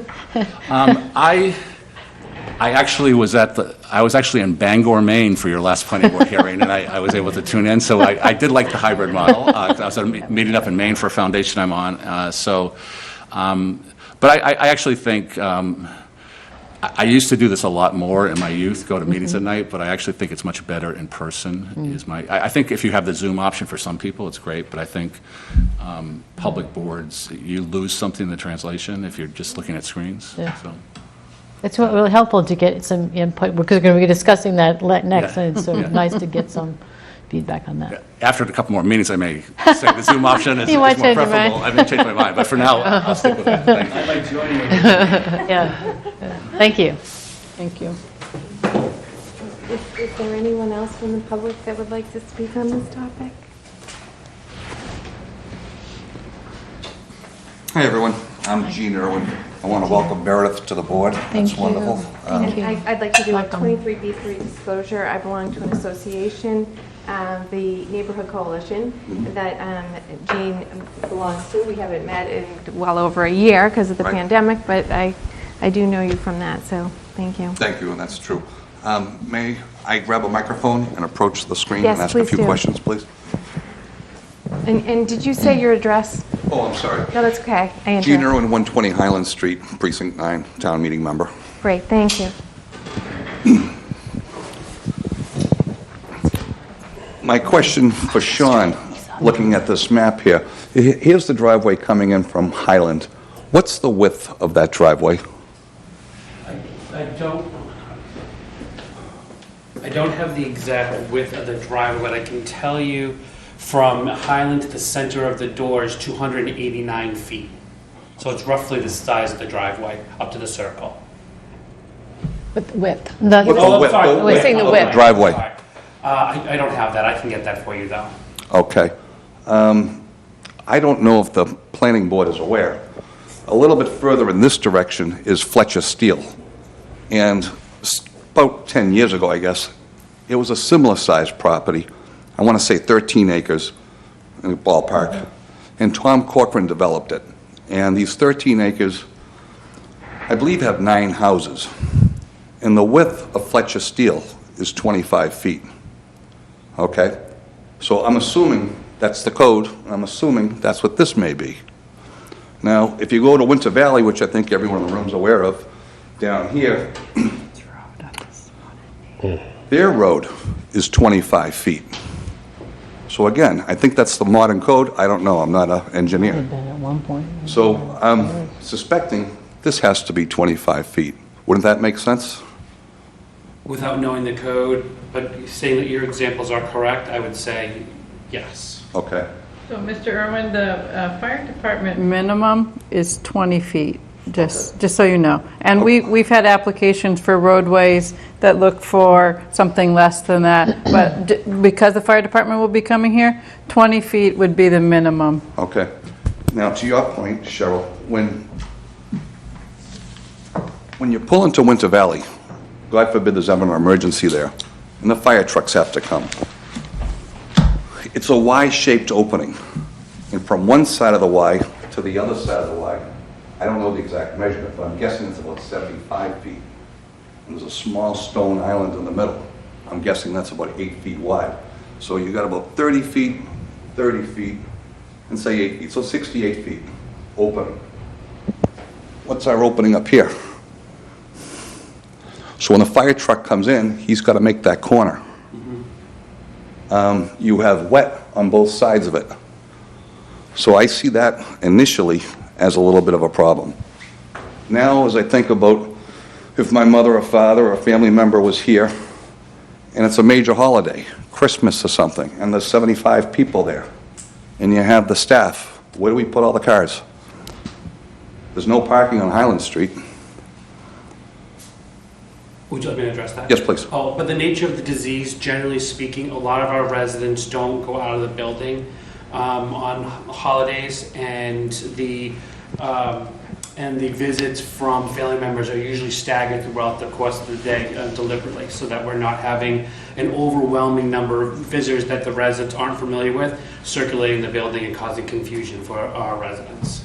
Okay, so if my mother or father lived here, you might say to me, Gene, you can come, Christmas Day, 8 to 10, because we got another crew coming in 10 to 12? Well, we don't necessarily dictate that. We ask that residents, families spread out their arrival and departure time just as a courtesy for residents. I don't want you to think that you only can come during those particular times. It's just a general request, just to make sure that the residents don't,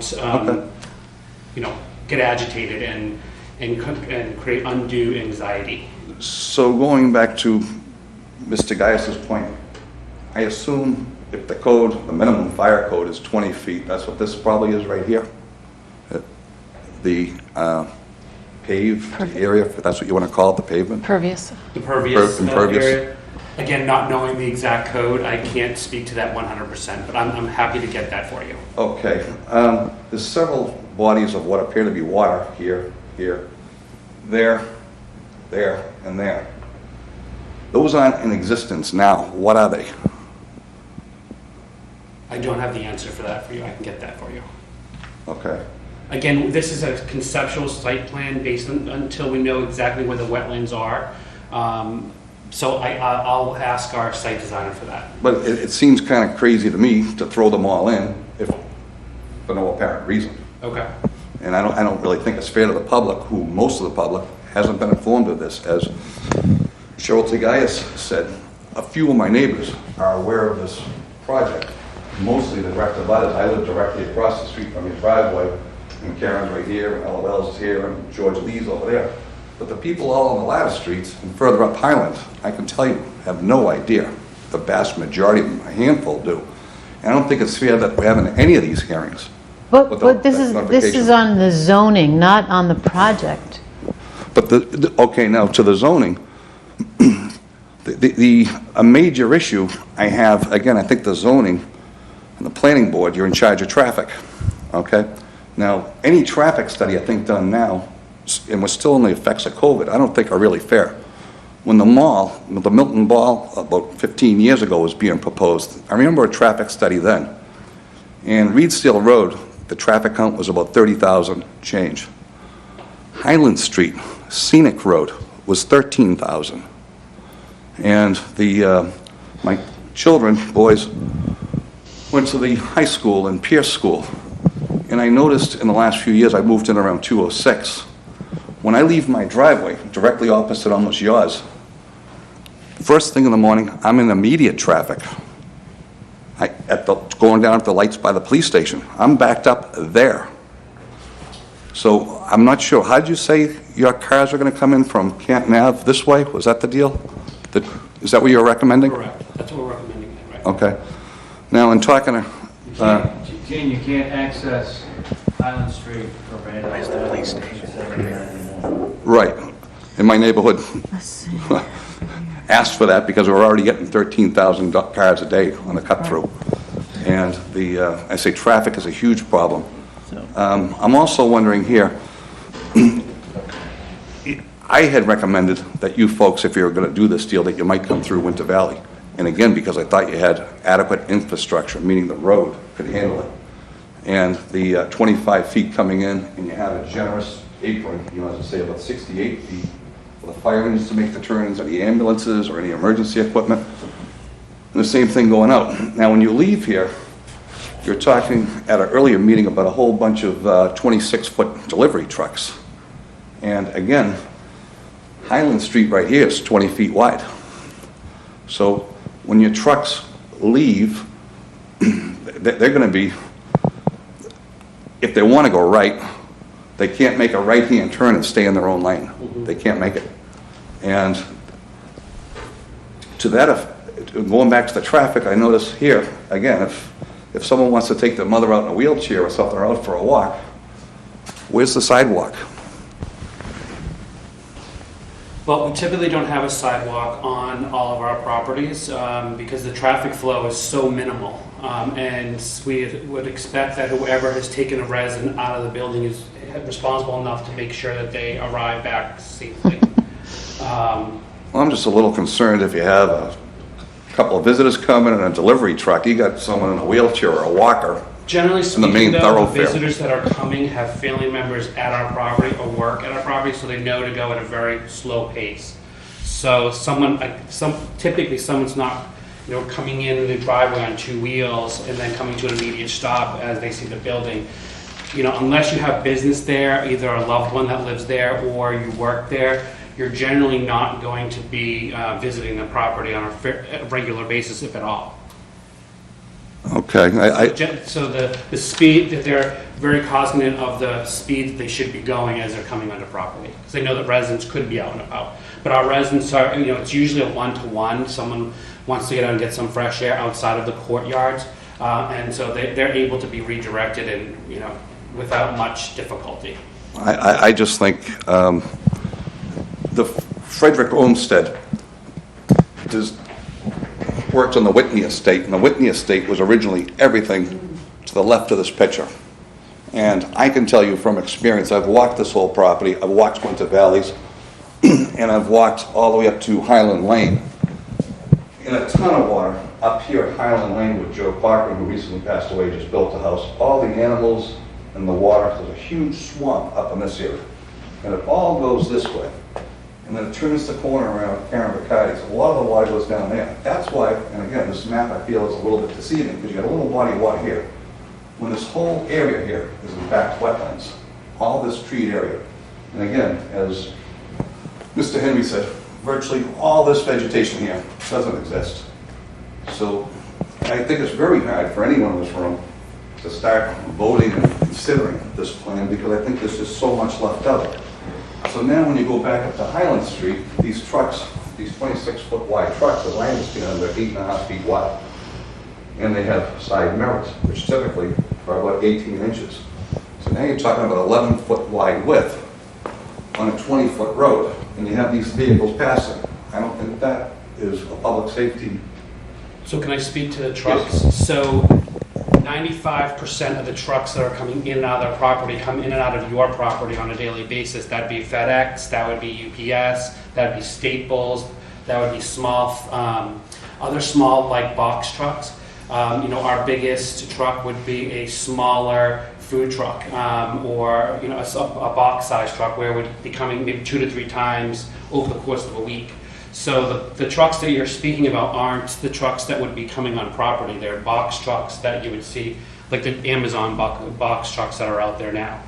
So Go ahead. These Amazon box trucks that you bring up, one thing that the planning board from a traffic standpoint needs to understand, Highland Street, as I said, is 20 feet wide roughly. It varies in different spots. It would be 21 here and there, or 22 in some spots, but up here it's about 20.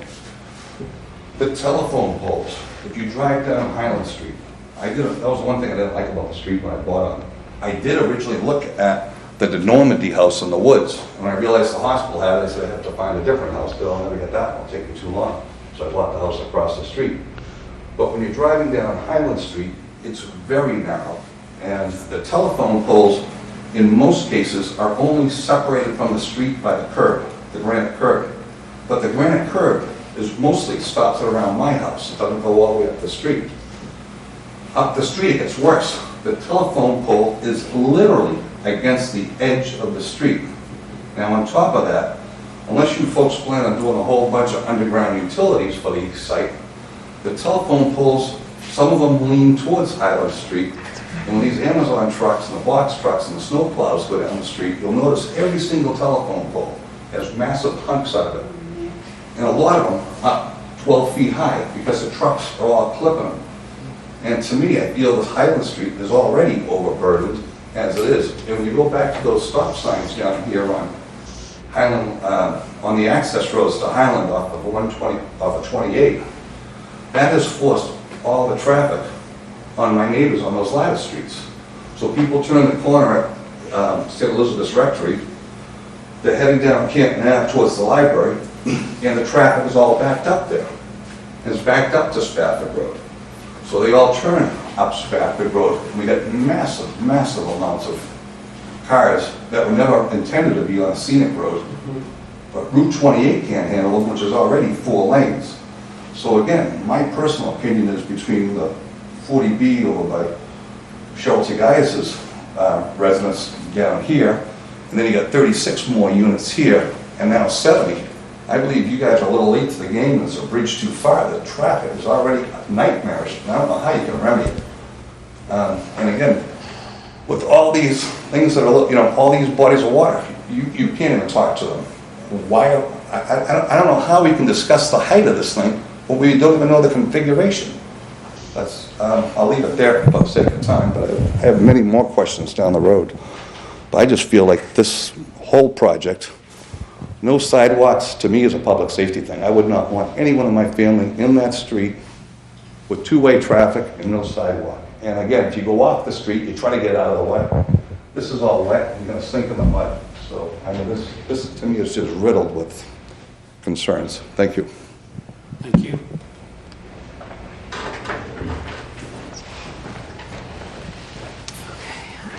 So is there anyone else from the public who would like to speak? Did the applicant have any? Denny, may I make a suggestion relative to a couple of Mr. Irwin's comments? Sometimes the traffic consultant, if not the site engineer, could do a turn analysis to show how vehicles can turn in and what the reasonable roadway width would be. I will say that having visited the Needham facility, that was at 9:30 a.m. on a, was that Thursday or Friday, Sean? It was a Thursday.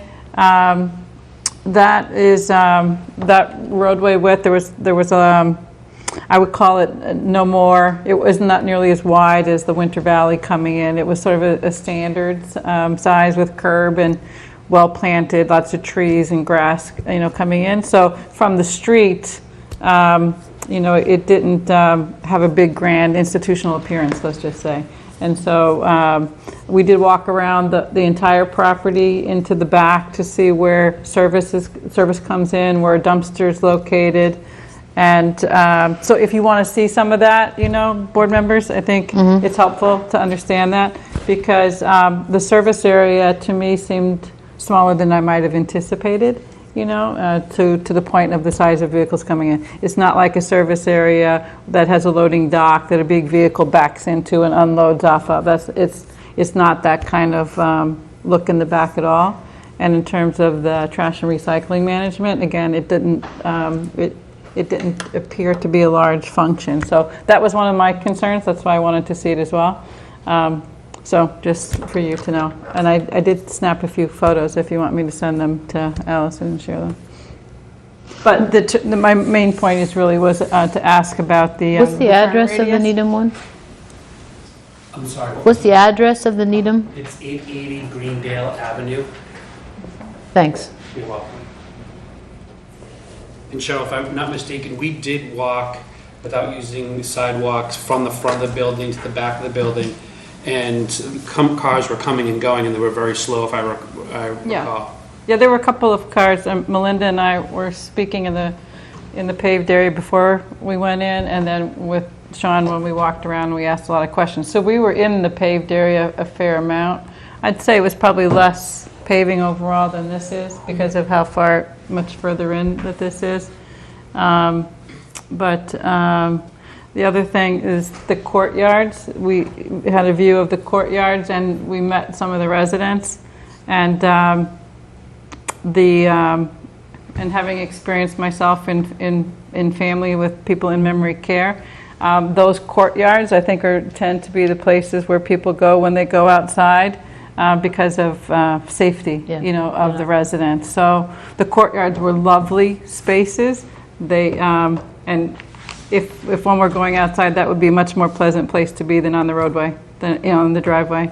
But again, I encourage folks, and if the residents could go take a look as well, not just the board members. We did offer it up to anyone, and one of the residents Georgia Lee did take us up on the offer, and we toured her. I know Ella was going to try, but she couldn't get there the day we were planning the visit. But the board or residents have an open invite, and I'd be happy to meet you there if you wanted to. If you want to drive by and just take a look from the outside, by all means. But if you wanted to take a peek at some of the courtyards that Cheryl saw, or the interior of the building, building, I'd be happy to set up a time to meet you there.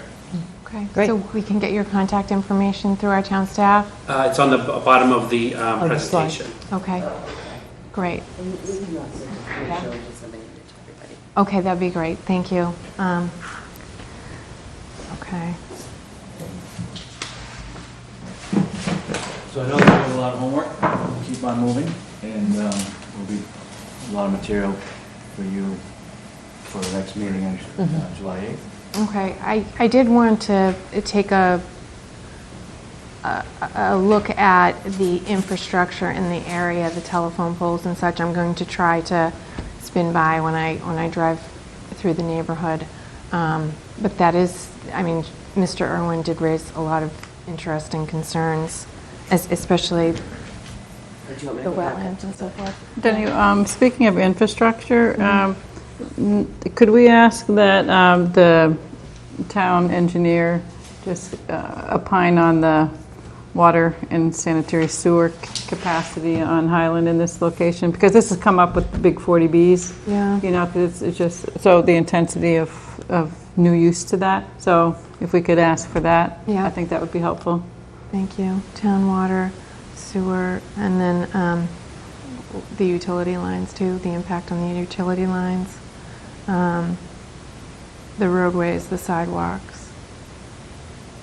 And something that we haven't discussed, because we would probably get to it at a special permit phase, but due to the sensitivity of the wetlands, you know, snow management on the property, just, you know, if you're in speaking to the Concom, you know, is there a location for snow management on the site that makes sense?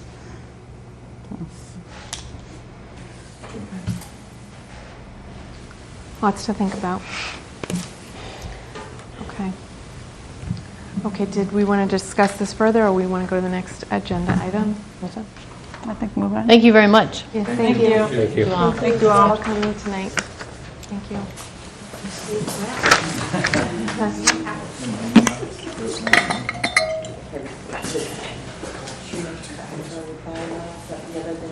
Oh, yeah, let's do that. Let's go to Happy Trees, okay? No, we have to come back, I thought, to something else, no? Well, I was just going to say that the other Land use one that calculation. we'd be looking at, not this tonight, but is that the accessory dwelling unit bylaw, I'm going to be it's for the fall zoning articles, is that I'm going to be amending that to change the quantum of vote to a majority vote. This is, I was sitting in on a REBA session the other day. Cheryl and Tim both know, and Allison, I mentioned it to them, talking about equity and sort of the history of zoning, equity and diversity. And one of the examples this gentleman used right off the bat was accessory dwelling units, which of course made me laugh because we had so much fun with them. But they were saying that as a method, you know, doesn't necessarily address our subsidized housing inventory, but it does address housing diversity, seniors trying to stay in town, seniors trying to live near their grandchildren. And I know there's been lots of comments about the fact that it would be 7,000 units a year, but I don't think that person realized how expensive it is to build anything these days, and certainly anything in the town of Milton. So I'll be just taking a look and having that for the next meeting to discuss. Sure, I do think when we get to that discussion, whenever you would like to, we do have to think about some of the feedback that we got and the questions on further study and analysis on the actual impact, so I did, and I addressed that to Mr. Keneally, who's the person who sent me a message. There has just been a study done by MAPC on affordable dwelling units, and that was referenced in the slides that we did. So I respectfully responded to Mr. Keneally saying that, sorry, I was on a meeting yesterday with Keneally and Neely, so confused, but that the studies have already been done.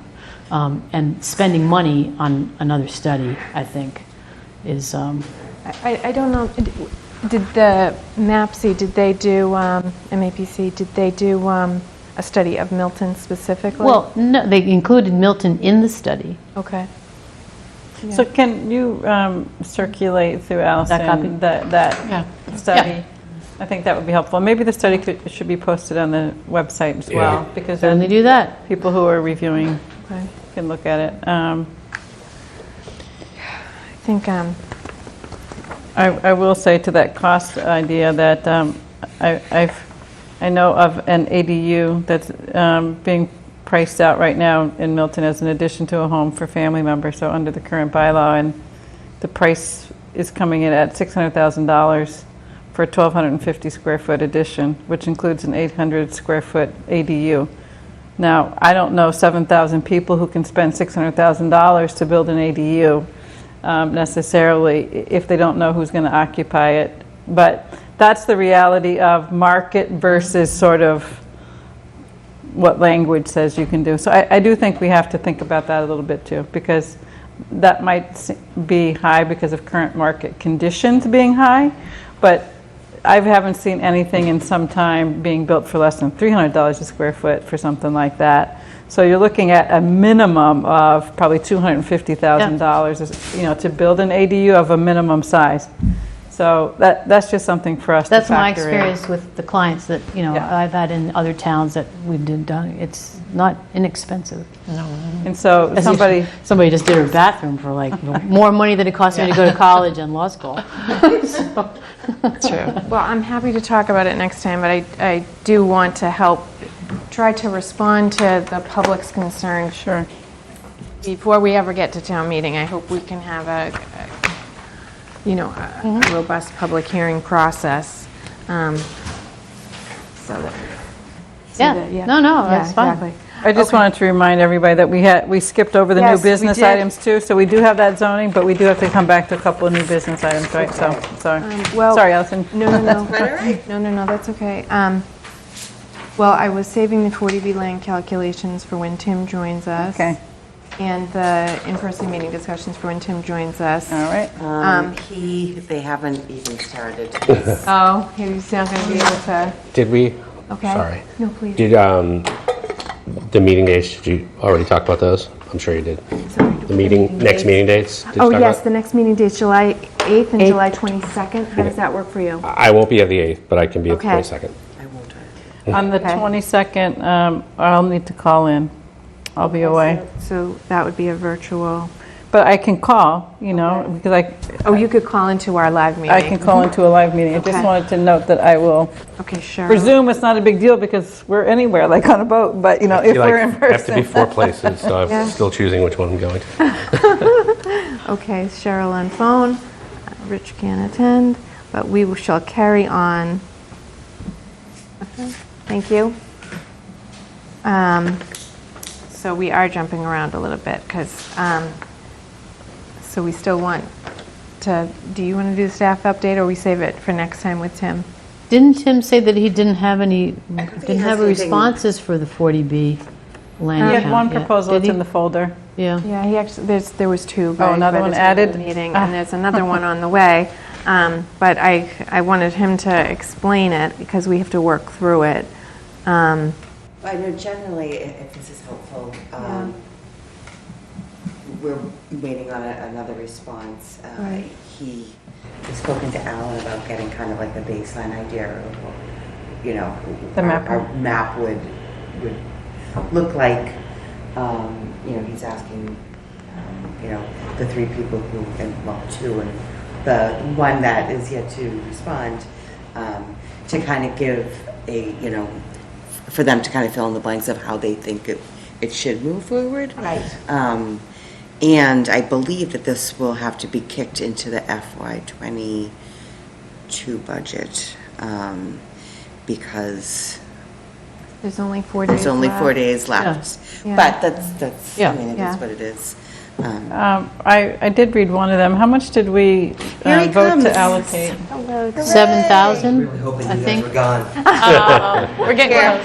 We were waiting for you. 7,000, I think. Do you want to come? All right, so I saw one for 10. Yeah, but I thought we voted 7. That's why I'm asking. I didn't remember what we So I voted. think that was the memo I that- think Kathleen's right. I think we that did Tim vote had said. 7, but then I think there was some discussion that we had set aside 10 in the budget. We're talking about the 40B proposal. I thought I saw in the minutes that it was 10, but I remember 7 being a number, so. Yeah. Yeah, there was some, it was an interesting discussion. I think we did vote 7, but I think there was some discussion that there was 10 left in the budget. So when we initially reached out, we said under 10. So they came back with 10, the one I sent. But I thought that was budget for this current fiscal year, It fiscal was. 2021. That's right. So It has to be under contract before the end of the fiscal year in 4 days. to have that, yeah, and that's not going to happen. No. It's not going to happen. It's But going to go to free cash. And have to get voted out again. Yeah, I mean, I suppose we could ask, if we didn't want to dip into the new fiscal year budget, we could ask for it to come out of free cash as an expenditure that just didn't get under contract by the end of the year, if we want to preserve our total funds. You know, having been both warrant committee members, knowing that if money goes back into free cash, then there's always a question of whether you really need that money the next allocation comes around, right? And so it's, you know, as those who always did the questioning of people coming in for budget requests, you know, it's supposed to come as a, I mean, sorry, but it's really supposed to come as an unexpected expense that it's used for. But the money that's not spent falls to it, so it is our money that's falling to it. So maybe a question. We have a new town accountant now, and I don't know how that's all viewed, but I think it would be worthwhile to see, because I'd hate to lose. You know, I did check it that's with a 20 grand differential by the time you look at it. That's a lot for us when we have 50 for this board. Yeah. It is. She said we can request it. Oh, good. You know, but we just I believe have some kind of justification. Well, I think we can. Yeah, I think a lot of the stuff that you guys wanted to get to, just COVID got in the way. You know, Yeah, but that doesn't give us an excuse on the Well, budgeting side. I mean, on the, on the finance side, we certainly have a reason for it, but All right, we still but have to go through the. In fairness, the shift in town accountant also, and no offense to staffing, but a shift in the director of planning made for a gap of knowledge about how allocations were made, and we didn't. It took some time. I'll publicly attest to that also. Oh yeah, no, I'm not saying anything about the. Told you everything All was I'm your just saying is that mechanically, we have to put something in, no matter whatever reason. All the excellent reasons you've raised are perfect. Again, they're not meant to be critical of anyone. It's just a statement of why it didn't happen. It was that, you know, there were some gaps in knowledge that had to be found. You know, that information had to be found and recreated, and it took time to do. And also, we're facing 1040Bs, and this is A lot of things, topic yes. that's of more importance than it. Yeah. I don't know, but I don't know. I think it's all worth a pitch. Yeah. I agree. Yeah. Okay, thank you. Great. Okay, so we will continue to get those proposals. They're coming in, and we'll continue, and we'll have this. Actually, I did speak with, so you'd reached out to BSC, to Horsley Witten, and to Weston and Sampson. I did correspond with the person from Weston and Sampson this afternoon. Just let them know we'll have a formal scope. We'll sort of kind of hit a little bit of a reset on this, just from a procurement perspective. So I don't think it'll be a ton of extra work for the folks we've already heard from, but we'll have things nice and lined up, you know, so it's good and official.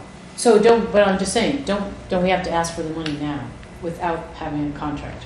To talk to the town accountant to set aside the 10 grand out of this fiscal budget, so that we're not tapping into the next one, even though we don't have a formal contract. So I asked that question today, and I was told no. Okay. That was my question. Yes. That whatever we do at this point will come out of the FY22 budget. Unless it's free cash, which is what we were just talking about, correct? That's still She's- coming out of fiscal 2022's Right. budget. It still comes out, it's just a different pot of money. Yeah. Right. Yeah. And it would have to be a request, I think, made to the select board, then the warrant committee, if I'm not mistaken. Is that right? Definitely the warrant committee. And I think the select board generally blesses them, but I'm forgetting. If It is both votes. Yeah, yes. okay. So my memory isn't failing me. No, you're doing great. I said, I was just trying to figure out some Right. way to get it out of this year, so we didn't face a situation where you have to say, you're asking for free cash, and they said, you didn't spend it, you don't need it, blah, blah, blah. You don't have a contract. I was trying to avoid that by trying to see if there was some way to sneak it in there the door before June 30th. Well, we had some trouble ascertaining how much we had left and available. Yeah. Okay. Yeah, that's a good point. Okay. All right. So we can go into our discussion of future planning board meetings, remote or in person. So good to see Mary Noble. This is what I like about in person. It feels real. When Mary arrived, I said, it's real. We're really here. We're live. Mary's here. I've missed you so much. Okay, so I love the in-person meetings. I want to hear what everyone else has to say. I would love to do as many in-person meetings as we can and have remote as a backup option when, you know, like let's say 440 Granite Ave, we have a public hearing in person and we say we want to be able to let people who can't make it in person have an opportunity. We could have a virtual meeting too to kind of meet that, and that could be a catch-all meeting as well to do a lot of our bureaucratic catch-up that might be boring or something. So I kind of feel like let's try to be live when we can, and then let's use remote for special purposes like a secondary type of public hearing, and or we could have a very boring bureaucratic meeting that Mary Noble doesn't even want to bother with, which would be very difficult. But I just wanted to hear what other people thought. I think Tim explained it to me, and correct me if I'm wrong, that through April, we are allowed to choose as a board which way. So it's technically the sort of the exceptions to the open meeting law that enabled remote meetings during the public health emergency. Public health emergency is over. Those exceptions have been pushed forward to April. So it's not that you can, it's not framed as you can choose. It's you can still do remote meetings, and also now we are all able, because we're not out of the woods, but we're getting there. You know, so it's not necessarily that the law says you can choose. It's just that, you know, both options are available. So in effect, you can choose, right? But that's kind of, you know, yeah. But we don't have the option of going hybrid because our town, we just don't have the technology to do both in one. So I can't defer to MATV because they're hard at work recording right now. So for instance, this room is not equipped right now from a software, hardware kind of staffing perspective to have us and Mary in the room and Joe Schlabotnik and his grandmother on Zoom, you know, right now, which would be a sort of hybrid kind of model. I think that's something that the town is kind of, there's a lot of boards that are interested in that sort of thing. So we are working with MATV and IT to kind of have that conversation about if and how we make that happen. But as of today, you know, it's got to be kind of one or the other. And I think the select board had a discussion about this yesterday at their meeting. I saw it was on the agenda. I don't know actually what the context of that conversation was. I know town council has a kind of quasi kind of legal, not opinion, but just sort of based on his experience with some of the hybrid meetings that they did prior to town meeting. It was a little bit of a bumpy ride, and so I think, you know, out of caution, you know, he's advising, or at least in conversations with me, you know, either do it in person or do it remote. Don't try to mess around yet until we have the capabilities from a software, hardware, staffing perspective. So does that mean then, back to the in-person, is we can only be on the telephone for one meeting during a public hearing in order to maintain our ability to vote on that matter? Because that was one of the challenges, you know, at times. Well, here's an idea, is that if we know enough ahead of time, and we sort of do, when the meetings are being held. So let us say for July 22nd, for example, 3 people we know have already, 3 people say, I'm going to be on vacation, but I can call in. Then what we would do for that meeting is schedule July 22nd as a Zoom. Okay, so I have another week in August that I'm No, going to be on vacation. so I think, don't you think, Madam Chair, if you know enough ahead of time, then you just say, okay, fine, for that meeting, we'll to make the choice. And we'll do that one remote because we can. Yeah. And then, As long as there's I mean, it doesn't matter so much if there's not a public hearing, because it, you know, you can watch the tape, which is what we would have to do in any case. But it's just that being able to vote on a matter that has a public hearing. Because, like I said, I'm going to be away a week in July, 2 weeks in August, and taking my daughter to France in September. And I'm happy to call into things, but if we're going to do all in person again, I just want to, you know, because these are things that are just planned out a while ago. Do you want to give us those dates so we could try? but as I said, I think if plan? we knew that, like, there was some week that we have a meeting that, you know, 2 people or whatever Yeah. are going to be out, then we would just do it as a Zoom, Yeah. as we have for the last year and a half. So I like the in-person ones for the fact that I feel like the online ones go a little later. Oh, right, because we're Very already. late sometimes.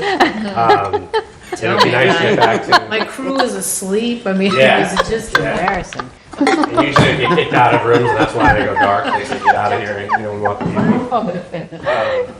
But I didn't wake them up But screaming. it's summertime, and I'm sure we're all going to be going on vacations and stuff, and so isn't the public. Yes. And so wouldn't you think during the summer, Zoom is probably most... The public can tune in by Zoom Yeah. and to make comment. They can't provide comment from vacation, to his point. I'm kind of adding to your point, sorry. Yeah. But you're right, the public can tune in if they want to on a topic by Zoom, which they can't do if they're on vacation, if we're in person. So I'm sure I feel like, and this is just my sense, and I don't know the statistics, I didn't actually count, but it seemed like a lot of people joined the calls. Yes. A lot.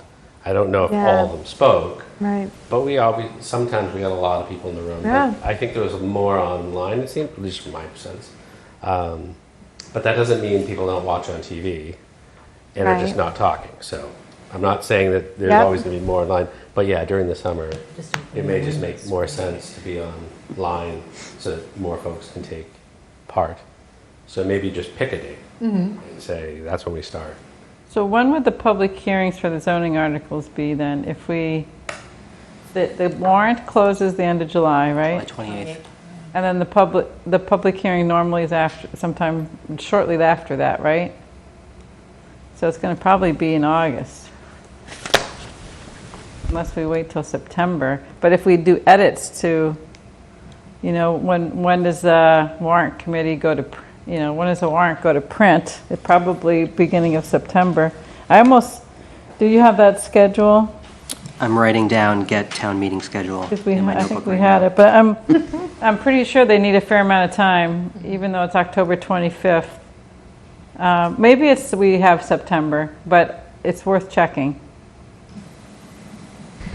Because that would be the other factor. If people are on vacation, like board members for public hearing of Yeah. zoning, that would be. I do think, but I know folks like to probably be in person when it's public meetings and things like that, so. Well, I think September we could go into person again, like you said, you know.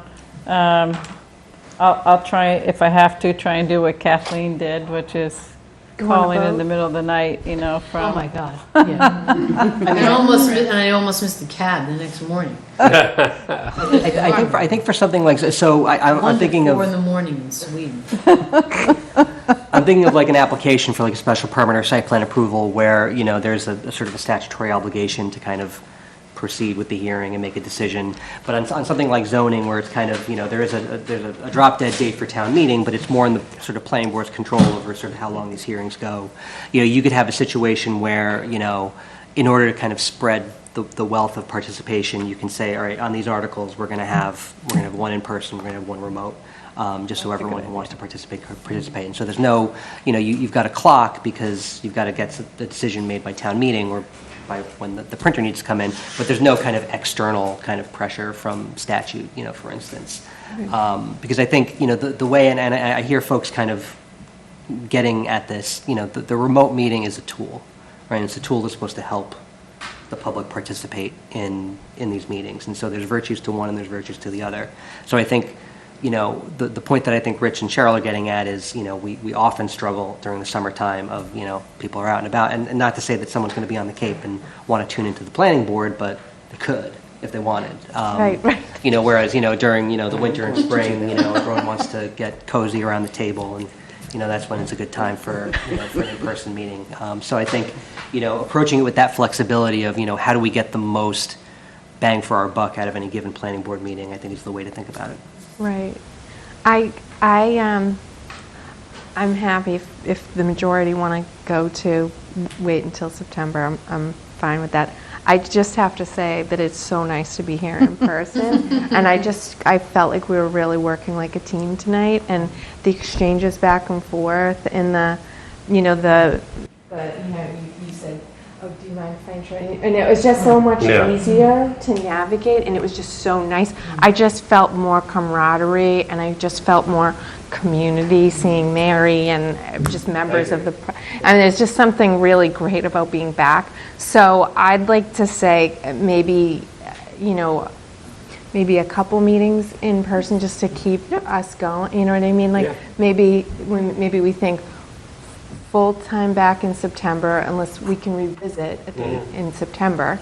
And maybe in September we say we want to do it half and half or something else. Sure. But like maybe we should try to do, initially I was going to say maybe we should try to do like every fourth meeting hybrid. I'm sorry, virtual, but maybe now I'm thinking maybe we should try to do like every third or fourth meeting live. I don't know. I'm sort of on the feeling of keeping it live because it sort of moves better than on Zoom, and you don't get the interruptions of Zoom failing you every 15 minutes. That's right. That was so frustrating. So that if I would like to sort of have it that not that it's set, but that we have a situation where we know that people are not going to be around, then that one we would do as a Zoom. Other than that, we would be... Yeah, I like the idea of keeping it somewhat flexible because I think it's important that, that we not necessarily knock ourselves out of being able to vote on a topic if it's a public hearing and we miss something. Because we didn't know what we were going to be doing, right? I mean, we haven't known what our plans are going to be. So anyway, that's just my feeling.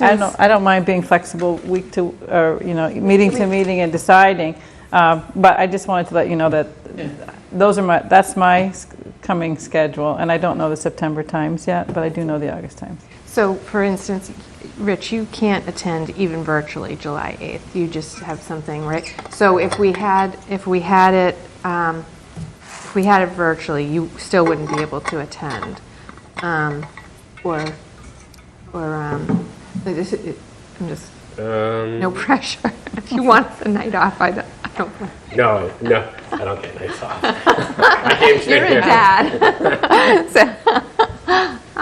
But what I was thinking was... That's why I'm dressed like this, sorry. That's okay. Came right from the field, it was good to see you, no matter how you dress.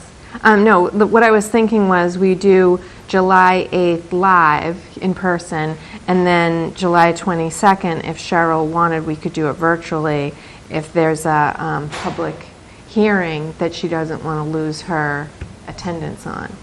You know what? I'm good. I can be here July 8th.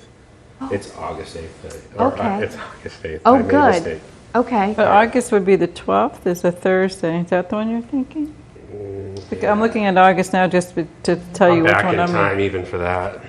Okay. I'm gone. I'm gone the 30th of July all the way up to the 9th or so. So I guess we'll do it a little piece at a time. So July 8th we can do live in person. And then July 22nd, if there's a public hearing that Cheryl doesn't want to miss, we could go virtual. Yeah, because the 22nd, and then I will be at the Cape on the 12th. So I have two meetings that,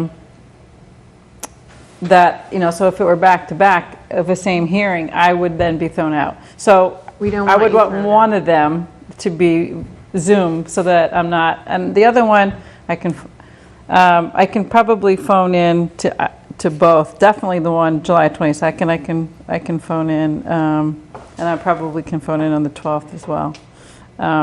So I think you can look at the agenda and decide, which one. Maybe we can talk yeah, too, yeah. because what we could do is we could do live in person July 8th and July 22nd, and then August, I think maybe other people will be taking vacation too, and it might be easier to do the August one, maybe the August 12th. Yeah. What's the August meet dates? 12th and the 26th. 12th and the 26th.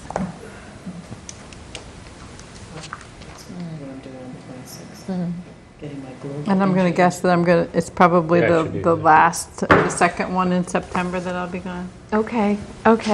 So for now, let's say we're live for July and we're tentatively virtual for August. How's that?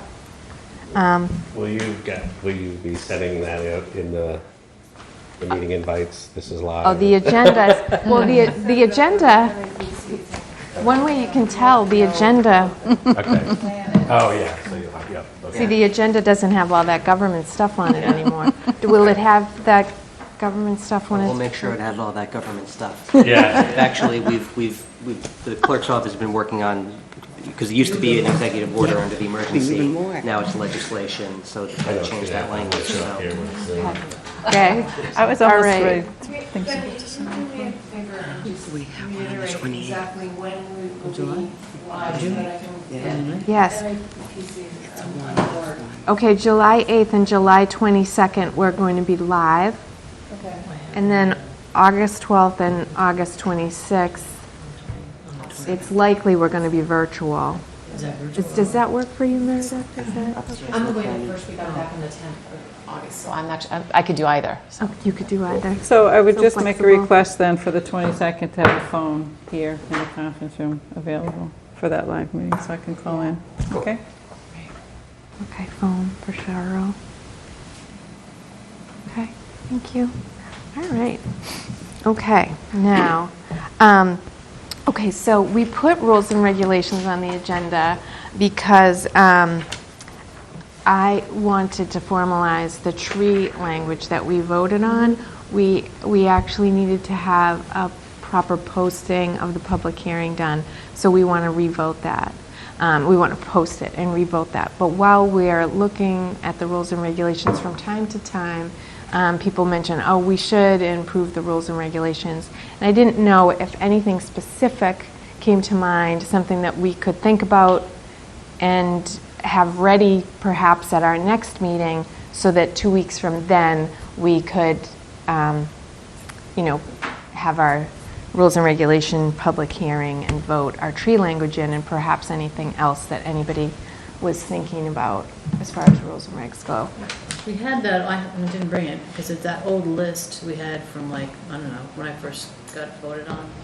Yeah, very I beginning. still have that. Okay, the rules and regulations? That list? Yep. Oh, okay. So do you want me to pull that out?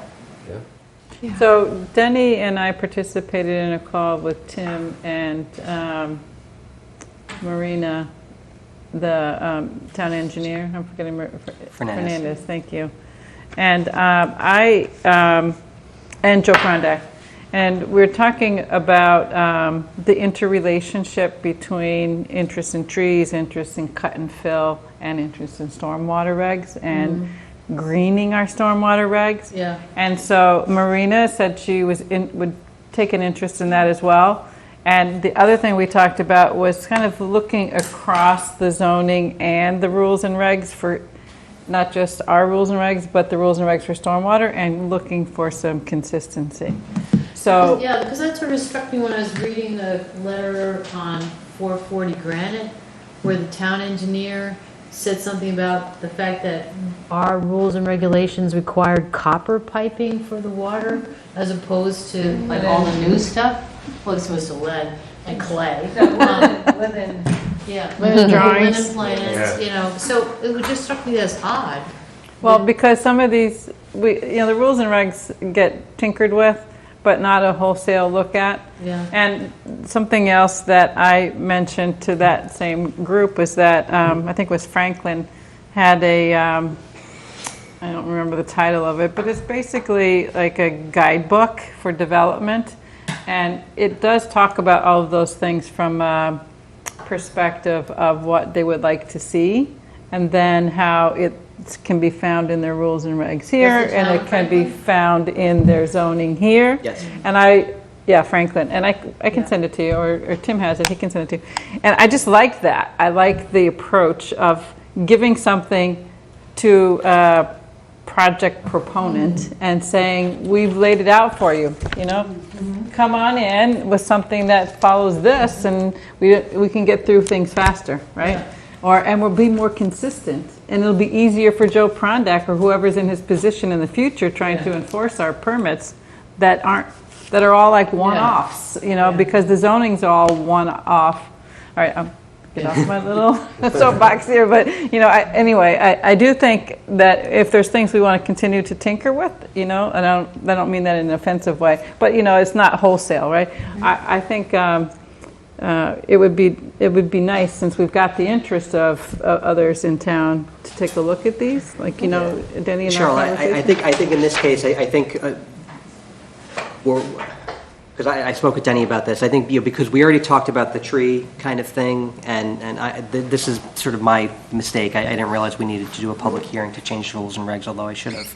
I think we're talking about a kind of two-step thing. I think we do want to formalize that tree stuff. Oh, yeah, no problem with that, no. And then I think, a more kind of medium-term project is kind of what you're talking about, and I think with the work, because I think that working group with the fill bylaw that we're talking about is going to take a little bit more time to kind of get to where I think we can sort of start to formalize things. No, I wasn't meaning to not do what Denny suggested. I'm just wanted to put that in the context of, she was saying if we want to continue to talk about it. And I think to continue to talk about it, it's beneficial to do it in a broader way, because after you look at these things a number of times, you can sort of see some patterns of challenges that we face as a board, right? And it would be nice to work on the fixes to them. Yeah, and I think one thing that I've been kind of meaning to do is sort of just go back through, kind of recent history of subdivision and subdivision-like approvals, and just what are the typical waivers. Well, Lauren developed a list. She got it? Allison's predecessor had a whole list that we did we requested it when we reviewed Wolcott Woods. So that may be something that if that exists, maybe that's something that we can kind of slip in the next couple weeks. If the work's You will already been find done. roadway width every single time. Yep. Sidewalks are a big issue. Road composition. Berms, curbs. The curbs. Yeah. Yep. All of those, like every single time they come in as a waiver request. So that tells you we need to look at it. And the materials we already looked at some of this recently. Yeah. Materials, remember the piping materials and other things we did change, just like, linen Bill mats. Clark had said these were like the linen, the materials on the stormwater pipes. The engineer said we never used that. Oh, the fireboxes? The fireboxes. Yeah. We did sort of like what you would call the absolute like low-hanging fruit on Right, it. that's what we're really so used to. what we're thinking about buy is that anymore. we'll look up the Warren chart. We'll look up the I'll pull chart that up, in the yeah. beginning. I can't remember what that was. That wasn't the Warren chart. It was in Kathleen's chart. We had two different We did a tracking whole bunch of devices. rules and Yeah. regs. We already did a whole bunch of rules and regs that We did the easy ones. Right, the easy Well, ones. that's what we're looking for, the next level of easy. I don't know what it is, but just a few. I'll find We're those. just looking for a couple low-hanging fruit so we can attach the fruit to the trees and get the trees done, okay? Right. Okay. And I mean, and the reason we've got to have a public hearing that's on the planning board's dime, so I want to kind of make it worthwhile. Not that the trees isn't worthwhile, but if we can kind of get in some other things that we need to do. I think, Cheryl, to your point, there's a broader project of. I Part of think. the bylaw review committee. Well, the rules and regs lie right here, Kathleen. Okay, so I completely forgot citizen speak. You didn't? No, you didn't. No, you did it. I did it? yeah. Oh my goodness, okay. We started with that. Oh. While you were vamping for time. I can't imagine Oh. you would forget that. Oh my goodness, I can't even believe tonight's almost over. Okay, okay, so what we have left is discussion of fall town meeting articles and staff update. Do you have a preference, staff update? Let's get some zoning talk in. because Okay. I feel like Yeah, we can bang that out. yes, yes. Approval of minutes. Oh, yes, here we are. Okay, that's our Julia. Okay, did you want to make a motion to approve our minutes? Do you need the dates? Yes. Okay, what are the dates of our minutes, Julie? Are they on here? No. Are they in the folder? Could They're you in the maybe bring folder. that up? They are May 27th and the last one. June 10th? 10th? June 10th, okay, yep, okay. I didn't see any amendments. None of us had any amendments, right? Nope. Did we read it? Did you read them? No, I'm Okay, sorry. you didn't read them? Okay, we'll do it next time. All right. Sorry, Thanks they were for- on my computer to read That's today, okay. That's okay. and other things got in the way. I just read them like 20 minutes Yeah. before the meeting, so that's I read fine. everything else in that folder, but Yep, not that's those. fine, okay. Fall town meeting articles. So, we decided we're gonna talk about the ADU Yeah. next time? Mm-hmm. Is next time enough time for you? Yeah, we Yeah. kind of has to be, because It has to be. yeah. Okay, and the trees. Well, it's the cut and fill article. And as you may recall, we pulled our last amendment out. And then because Joe Prondak had raised some interesting points. And so I've added some language to address his points. So, Allison, can you zoom in a tiny bit on that? so, Sorry, can you zoom in? Zoom? zoom in. So I'd like to run this language by Joe Prondak too. Good idea. Yeah, once. Is this similar to what we were trying to get this in and it was kind of beyond the scope? I think he generally liked this, but we'll kind of make it official. Yeah, that would be ideal, because I don't want to be in the same position. But the idea was, he didn't want everybody who was pouring a foundation to have to come before us. Or he would be able to go allow. The previous language kind of dramatically expanded the type of project that would need a special permit under the bylaw. And I think he wanted to make sure it was a little bit more kind of management of that. And so the idea is that,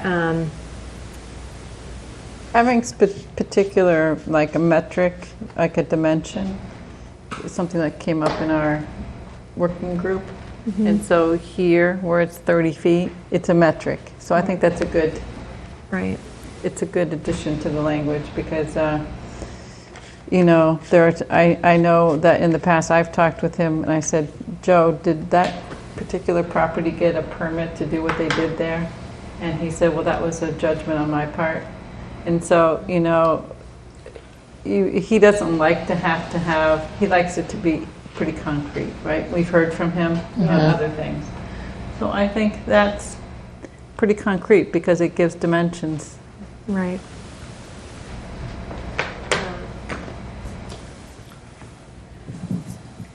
And the question came up from the town floor, you know, who decides, you know, whether or not it would harm the tree? And the last sentence leaves it to an arborist. So it's not, you know, a neighbor complaining right or wrong, because it could be, you know, someone's opinion. This puts it to a professional, and then that's that. Yeah. So it's, you know, like you said, it's like quantifiable. So check the box.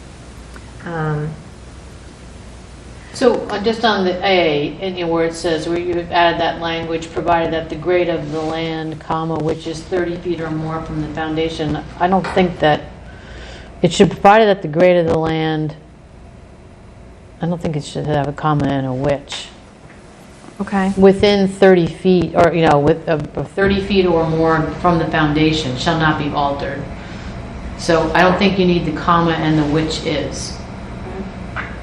Just read that again when you take a look, because I think it... Provided that the grade of the land is 30 feet or more from the foundation or other allowable construction shall not be altered so as to substantially endanger the survival of any existing trees. Because I said, I don't think it works grammatically, I'm trying. Okay. But take a look, because I'm looking at it on this phone. And what about the last phrase, which is fine. 30 feet or more Yeah, from the foundation? I think it's fine there. Okay, there it's fine, okay, all right. I would be happy to strike comma, which, Foundation or other allowable, yes, because I think what you're trying to say, that, the grade of the land, yeah. it's the land that's 30 feet away. Yeah, Okay, just read it, read yeah, it again. provided that the grade of the I think land that- is 30 feet or more. All right, so can I just Yeah. make a comment? And when we think about this cut and fill again, like what I saw in that plan tonight was, a big Hole in the big ground. hole, and in part to address a height concern at one location. And that is just one of these things we're trying to avoid, what we're calling this aggressive approach to the land. Anyway. Well, yeah, because it it was. funny that you said that, because Ned's complaint about the Canton Ave project is that project is like sticking a building in a bathtub. And so it was sort of like, well, this one, though admittedly it's a schematic plan, has the same effect. The reality is, it's a two-story right next building. door. It's really a two-story building. Yeah. And the one in Needham is really a two-story building. Yeah. And I don't think it needs to be aggressive with the land to be a two-story building. I don't think, the one in Needham is a two-story building because the grade just Yeah. sets it up. And I thought when they were first talking about it here, the grade was setting it up to do that. We don't have a grading plan, so I don't know. But it doesn't appear to be that's what's happening here. It's like they're cutting a bowl into the earth. Yeah, that whole, when I was looking at the level of retaining wall there, it's just like anyway, it's a level of review that it's going to be for down the road. But I do think it's worth us considering because, height, the things that end up driving somebody to propose something like that is the stuff that you put in the zoning, right? It's the stuff you put in that drives the design decisions. And so we have to really think about that, I think, in the next few weeks. Well, I'm going to take a look at what the zoning was for Needham. Yeah, it was interesting there too, is it's right, there was a house next door, I think, and the house sold and it's condominiums now. Mm-hmm. And it's a lot of condominiums on that piece of property next door. But this particular piece of property, I think, there's lots of green space, and it's immaculate. But anyway, it is something where, back to the cut and fill thing, is that if we're thinking about the cut and fill piece of it, but we don't have anything in our zoning typically that drives the decision about the cut and fill, right? Like we don't say anything like you can't do a certain amount of cut and fill. And what it does is, when looking at the 40Bs, is they use the cut and fill to drive way too much of a development on a piece of property, because the retaining walls on property lines or retaining walls around the whole development, you wouldn't need to do if you weren't putting so much on it. This other site has a lot of land, but the wetlands may restrict it. Yeah, but right. Anyway, I just think it's informative for us to think about how the zoning drives the design concepts that we get.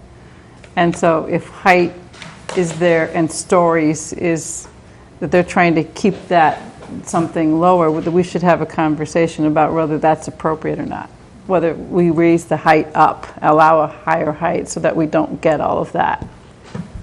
Because, you know, everybody gets caught on the 35 feet or something's 2 stories and lets that drive decisions when it could be that the setbacks are a bigger important factor than the height, or that what you're doing with the topography is a bigger important thing than that, you know? So anyway. Yeah, I mean, I think part of it, though, I think the problem is that the nature of these facilities is that, you know, you want them level, you know. Yeah, you but they're 2-story. you know, They use the no, but elevator. You want the, you know, you do these buildings that, you know, they're sort of all ADA flat. compliant. They're ADA compliant, they're, you know, emergency access is important, you know, because there's always somebody with an ambulance, but, you know, the design of them is sort of set up so that everything is all on one level. And then you can't do what you'd like to see is buildings that sort of fit into the topography and sort of, you know, move with the ground. Well, they're, you know, but you can't necessarily do that with these kinds of things. They, you know, what they're proposing here is pretty much the same concept as what they have in Needham. These kind of 3 pod wings or whatever you want to call it, 2 stories and the green space and or the courtyard space. And when I was there, you know, there were residents who were being taken to activities or things, and they were using the elevator. I don't think. I didn't see anybody use the stairs but visitors and staff, you know, so they do rely on that elevator. But any case. Well, yeah, the grading bylaws committee we're going to keep going with because it's just a real issue that we It's going to be a really big deal. Yeah. So we need to work hard at it. Yeah. It's going to take a lot of time. Yeah. Thanks for the hope. Okay, so back to the trees. I accept Kathleen's friendly amendment. And any more feedback? No, that's great job. Okay, thank you. Good. So should we put this in the public hearing file or? Let me run it by Joe. Yep. And then maybe, I mean, this will be a standing item at every meeting until town meeting to talk about zoning, so But when do we have to submit to the select board? 28th. So but why don't we say on the 22nd, we'll just vote whatever we're going to submit. So rather than do it at several different times, we'll just see what's ready by then and submit. Because it could be 3, right? It could be ADU and it could be assisted living.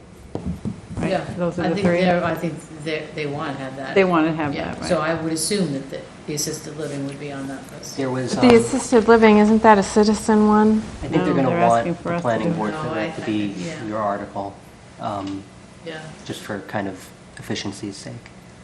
And, you know, we did have a brief conversation at one of them, how that would be better in the sense that we control the language rather than having the petitioners agree to what we suggest as the language, like what was trying Yeah. to happen on Winter Valley. I think it's. That's really hard to do, I think. Yeah. I'm a little bit put off by this because I just feel like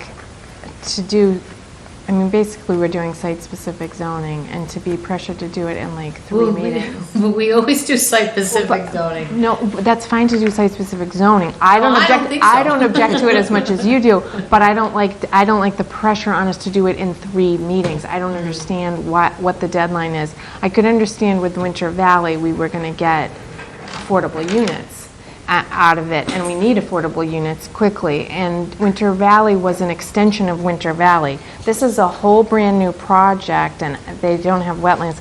But I think I'm wandering off of the agenda. So I guess we should. But I mean, it does fall under zoning. It's under zoning. So we're talking about fall town meeting articles. So I am not in a hurry to get that one on fall meeting.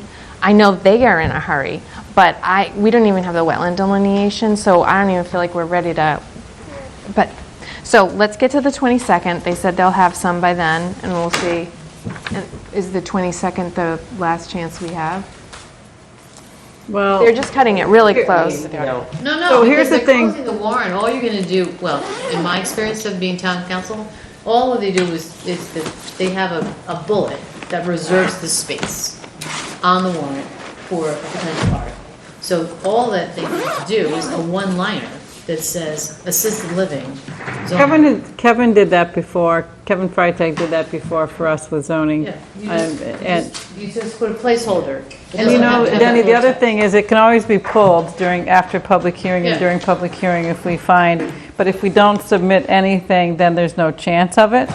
So it's not necessarily that you have to think of it as being done in 2 or 3 meetings, that you say that there's enough interest in doing it that you want to reserve the spot on the warrant for it, and then you can pull it. That's what we're doing. We've done that before too, where we pull them back. Yeah. I think this is another thing that was on the select board. I just happened to look at the agenda. I didn't tune into the meeting, unfortunately. But there is a discussion about, what is it, what is the term for 5G zoning? Small cell. Broadband? Oh, right. Telecom zoning. I know the select board's been talking about that. I don't know what the conversation at the meeting was, but that is similar to like our wireless telecom zoning. Well, they're planning on doing a whole, like, in-town, cable. So that's connected, but also different. It's basically, there are towns out there that are now getting, the difference between a good 5G tower and a bad 5G tower is very stark.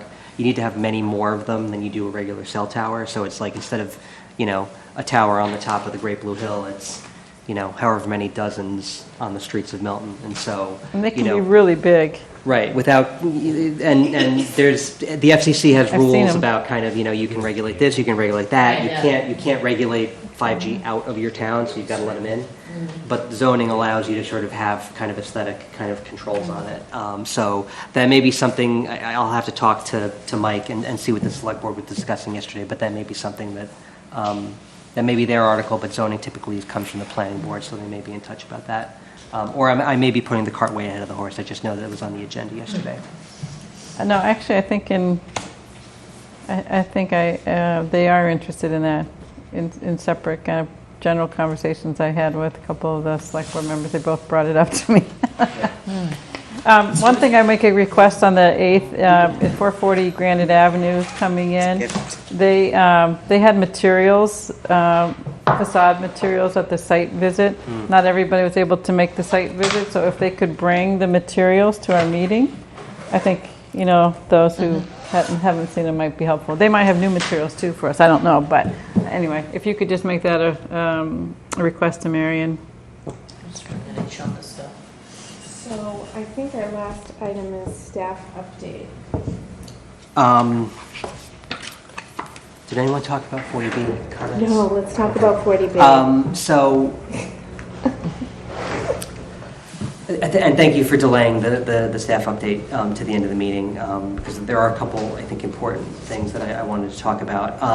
So the way that these 40B hearings are going, what I've been finding is it's every hearing, there's new information that either comes from the board or the public, or that comes from the applicant to the board and the public.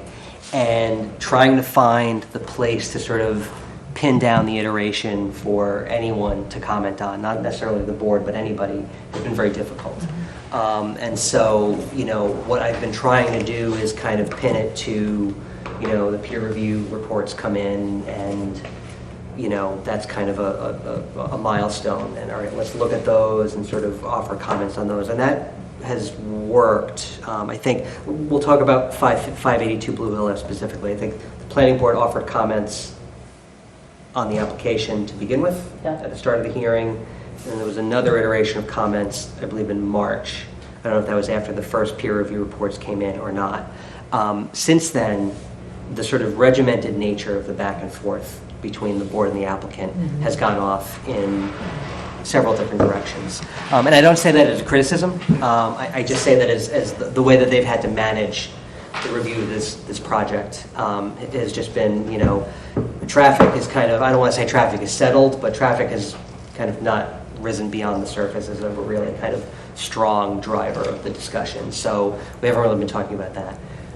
Stormwater has occupied, a tremendous amount of time, and energy, and is really kind of the most, I think, technical aspect of this. I think we all kind of are aware of stormwater and how it works, but the actual kind of technical details of the engineering is really, the board is depending on their peer reviewer and to a lesser extent, the Department of Public Works and the engineering department. And then, design, again, there was sort of a large redesign of that project, but then, tweaks here, tweaks there. So what I had kind of, and we talked about this at the end of May, I think, was once all of the kind of major issues were kind of settled, there's going to be a working session between the peer reviewers and the consultants for the applicant. And sort of the purpose of that session is to sort of, okay, we've gotten the fundamental issues kind of settled. Now let's kind of sit down and roll up our sleeves and see if we can figure out what the kind of marginal kind of issues are going to be, and see if we can settle them, around the table, rather than kind of iteratively back and forth over the course of weeks between hearings. And so that happened last week. I think that the board is very interested in kind of getting the final product so that they can look at it, so that the neighbors can look at it, and so that the rest of everyone else can look at it. We had testimony from town officials last night. That testimony had originally been scheduled for hearing number 15, which was back in April.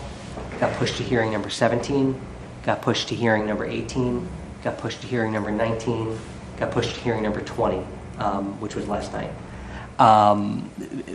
For a number of reasons. The applicant wasn't ready with their stormwater reports, or there was new information that came in, or new requests that came in as a result. So I'm going off on a long kind of, dissertation here, just to sort of try to explain to you all that it's easy for me to sort of give materials to the DPW director and the fire chief, who is at their desk from 9 to 5 in town hall, and it's their job to sort of look at this stuff and get back to me. And it's a little bit different with planning board, which meets publicly twice a month, and really the schedule has not been matching up in a way that makes sense. I don't think the board is designed to sort of do the sort of iterative back and forth that the Board of Appeals is doing, meeting every week, meeting with these folks. So what I've tried to give you all kind of the new information as it comes in, but it's all been very spotty. Sometimes we get a new site plan, sometimes we get a new stormwater report, sometimes we get a new photometric plan, and so I think the best course of action for the board, and there's still time to sort of do this, because I think especially, the neighborhood's been kind of waiting in the wings to offer testimony, and I think the Board of Appeals understands that. I think the Select Board also wants to weigh in. I haven't heard from the Planning Board, and I think once we have that kind of, okay, the peer reviews are done, the plans that we have are final, I think that's going to be the opportunity for the Planning Board to say, okay, here's what's what, and I think. I think the most effective and I think appropriate way to think about that is, look, if you see something that needs changing, then by all means. But I think looking at it in terms of a lot of the technical back and forth has been accomplished, and now we're dealing with, okay, what are the conditions that need to be placed on an approval for these projects? Because I think the Board of Appeals is in a position where, if the peer reviewers are saying, this drainage system will work, this traffic and circulation plan will work, this design is good. But are they there? I didn't hear that the design was there, was tuning in last night. It's from the peer review perspective. I was a little bit confused by what Cliff was getting at, and I may even just shoot him an email, because it sounded. I don't know if there's still a kind of fundamental issue for him or not, because I think, because I was there for the working session, and it sounded like there were some ideas that got tossed around that ultimately did not pan out, and so is that something that's going to prevent him from saying? What I heard was he wasn't told, and I don't think anybody was yet told why they restricted their number of units to what they had been, because that drives the scale of the project. And I heard Dan Hill, the neighbor, suggest that the board ask for the applicant to provide a economic analysis that could be peer-reviewed to demonstrate that. That's what was, I don't know whether that's going to happen. I'm sure Dan suggested it, but the fact of the matter is the regulations don't allow the ZBA to ask for that.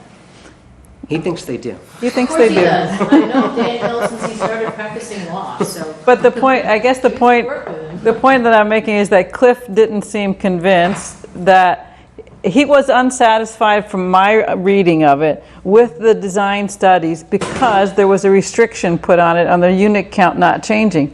There's only so much you can do with the design without the unit count changing. So from my perspective as a planning board member, that is still a big building sandwiched really close to an existing house, really close to a historic garden, and not sensitive enough to either one. And I would like for us to say that before it's a baked and done design.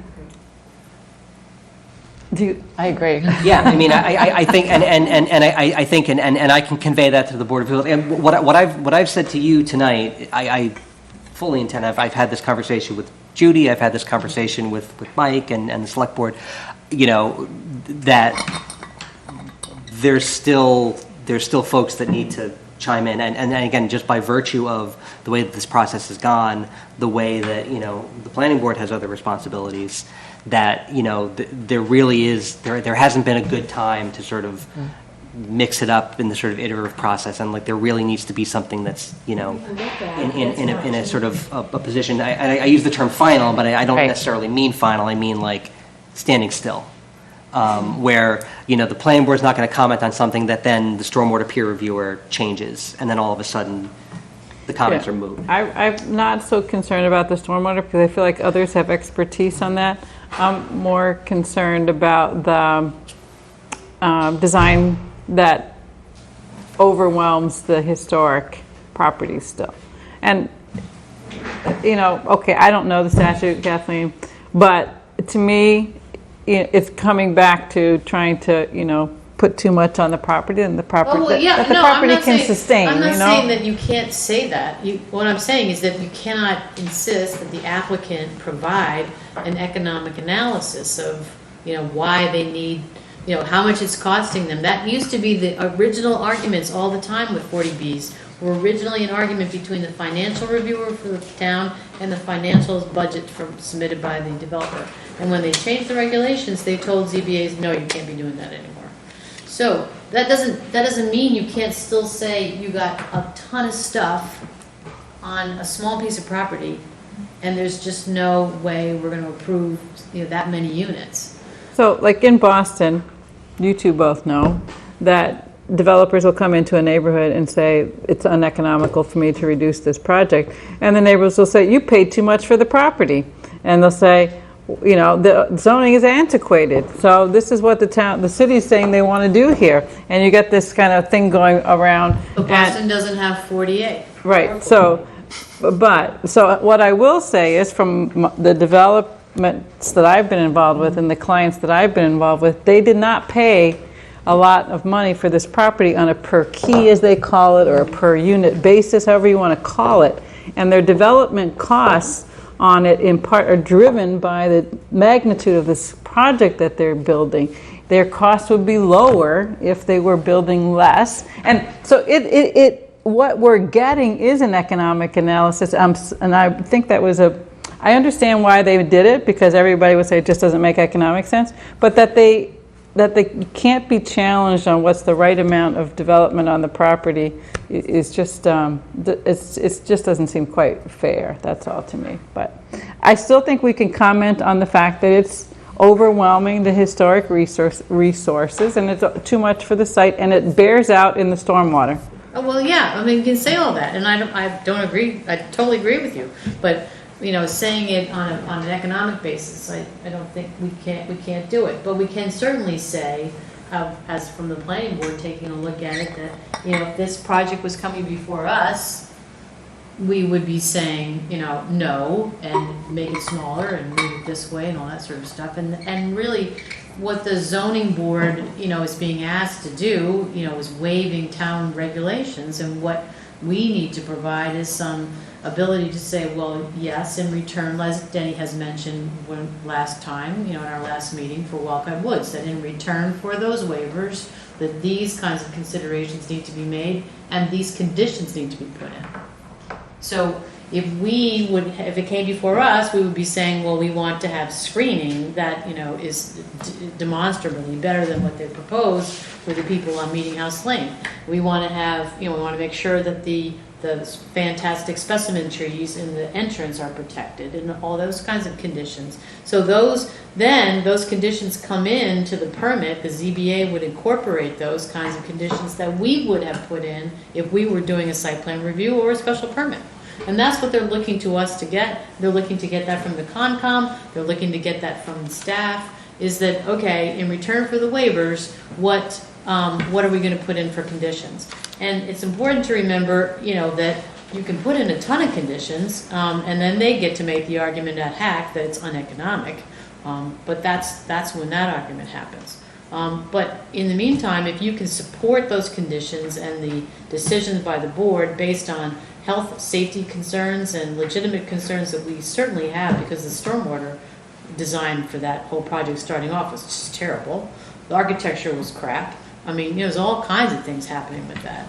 And it's perfectly within our jurisdiction to say to the ZBA, if it came to us, these are the things that we would look for. And add those in. And I think that's what Tim is saying, is like, at what point do we do those? But I think what Cheryl's saying, that we should make a more general statement, not giving the specific final, because we don't know what the specific final is yet, but that we are giving a direction, and we are giving a strong guidance, that if we can put something together that's just a little bit more and it doesn't, general, it doesn't specific. have to come, in terms of the process part of it. It doesn't have to come from us in a formal meeting. In other towns where I've represented the ZBAs, and when I represented the ZBA before here, with the other two that we issued a while ago, is that we got input through the town planner. So, we didn't have this problem of trying to say, oh, this is a specifically endorsed written letter from the planning board that needed to go through a whole public process. That people on the planning board, whatever, fed comments to the town planner and to staff, and they incorporated that into a memo that went to the ZBA. So I write it instead of you write it? Yeah, well, but as I said, we don't have to have a formal meeting, because that's not working out in terms of the timing on this. Well, the way that, at least I haven't been able to tune in to East Milton as frequently, because their timing of things coincides with our meetings, but... They actually don't. They changed it? On purpose. Oh, good. They almost did tonight, but 440 was able to continue. I just want to make a point that Okay, all right, we good. orchestrated it very specifically to make sure that it didn't Because I haven't been able to tune into as many Ice House or East Milton, and They're on Thursdays. trying to figure out which days they're all meeting. But I usually say, okay, when it's it's a Wednesday, it's 5:82 meeting tonight, and a Tuesday is 6:48 meeting tonight, and I tune in maybe while I'm making dinner or whatever, so I can't make the comments, because otherwise I'd be doing this, every single night like you do. But but I have watched a lot of 582 and 648, and the way the chairs are running the meetings, it's like they want the comments, Kathleen, at a very specific time. They don't necessarily want the town comments at, depending upon the meeting. And so I do think... Well, that's because we have 3 different chairs of all these things, so everybody's handling it in a different way. Yeah, so I can see where it's... Do you have a sense from the zoning board of appeals for each of these projects what they would like from the zoning board? So we had town. So yesterday was scheduled. All right, the town officials are going to come in and offer their comments, and it wasn't necessarily because there's a firm set of plans to comment on, because there's actually still work that these guys are doing. It was just we've been trying to do this for the past 7 hearings. Yes. You know, and so it's, like I said, they want to hear from whoever wants to be heard from. And I think that, you know, again, rather than the planning board deal with, all right, this is kind of settled, but this is kind of slippery, and this is kind of, you know, whatever. I think there's got to be, you know, a firm set of, you know, at the beginning there was an application. All right, we're going to comment on that. Yep. You know, after the first round of peer reviews, all right, here's the advice that the peer reviewers have given.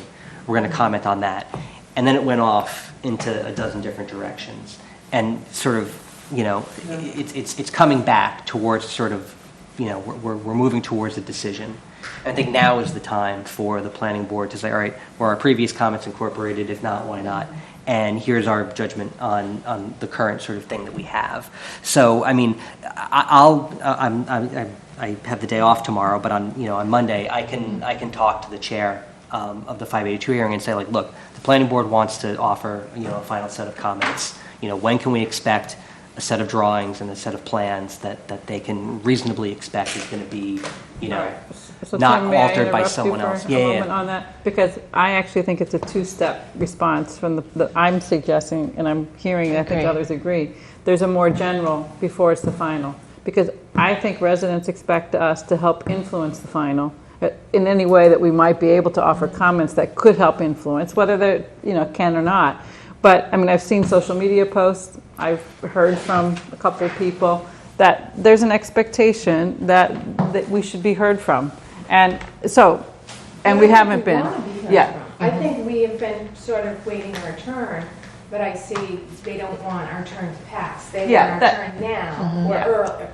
They want, I don't know, I'm guessing they're like, where are they? Well, that's So we what I mean. wanna- It's not just the ZBA. It's like the neighbors too, who want us to weigh in. As you know, they're elected planning board members. Whether you know they realize that we don't have the same role as the ZBA, but we do have. It's the waivers of the things that we normally look at, as to Kathleen's point, that you know we should continue to provide guidance on, because we did say they should save on 582 that they should save the gardens and save the house. Okay, so they're doing that. But if you save them to a level that maybe the gardens are going to get damaged, or maybe, you know, is there a way to make that saving better? And I think we could say we still think there's work. I mean, Cliff said there's more work that Cliff Bomer, the peer review architect, you know, has said that he thinks, and he's the one who tries to find a solution. He's not the person who's trying to find a no, right? He's trying to find a solution that works. And on 648 and 582, he has called them unprecedented. Yeah, his comments on those two. I mean, he's just almost like was speechless at how he's never seen something like this before. So, you know, that they're only willing to go a certain distance with it when that's where he started from and he's not there yet. I just feel like that needs to be clear, that the planning board agrees with the peer review architect that they haven't taken it far enough yet. And then the final comments to Kathleen's points, I think, absolutely what Kathleen said. We want to put all these conditions on, which should be able to help guide how big it's going to be. Yeah. But I still think we should give that last oomph to see if they can get it something better yet.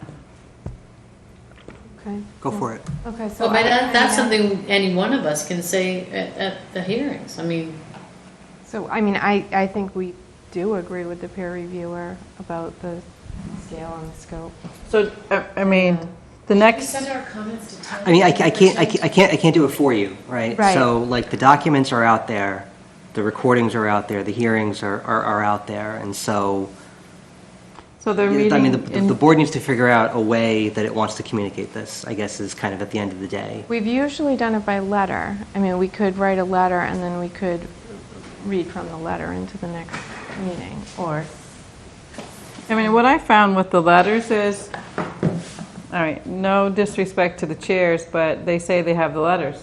Yeah. And then the public, the neighbors, they don't, if they get on the website and they read the letters, they'll see what the letters are. It's just like when we get comments via email or letter, I like it when we say that we have them and what they generally say, because the rest of the people don't know, you know? So like for the Board of Appeals, those 3 people, know what our letter said, but not even everybody knows that it's even been posted, or whether it is posted on the website. I just think it's good for the applicant to hear what the letter said, for their architect, for their peer review architect, to get our comments as well. So shouldn't somebody go and read it then?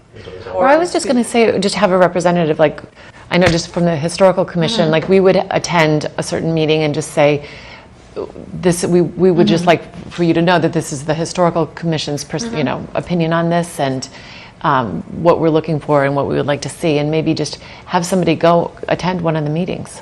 Yeah, like Stephen O'Donnell and John Kiernan have attended 582 a couple times, I think. And I've spoken You've at a spoken couple up, of yeah. them. At 582 and on Canton Ave, and I think I did on the Ice House too. I've called in, and I'm recused on 648, so I can't speak on 648. But if you want You me could to speak on speak on- 582, I can. Well, I've spoken on 648, and on the Ice House. And, I haven't said, well, we haven't taken a vote on it, but the sense of the planning Right, as a board is member of the that, planning board. You're building a piece of junk in a bathtub, so. Other than that, no, it's perfectly legal, whatever I said. So I guess finding out when is the appropriate, which meeting would be most appropriate. I think if you said you wanted to come next week or the week after or the week after that, I think that they would make that accommodation. I mean, the only tricky thing is I'm happy to speak, and I'm happy to join Cheryl and speak at this meeting or the next one. The only thing is, I do like to run it by the planning board before I say, what you're, you know what I mean? You guys know my spiel on trees, so you know I'm going to say that, right? So if you're okay with that. I'd like to kind of make a punch list, and then we could divide it up, and you could speak to your issues, and I could speak to my issues. We're a pretty good team like that, if that's you'd fine. like. Yeah. You're planning to stay on Zoom? I don't know if we could share something like that with the rest of the board.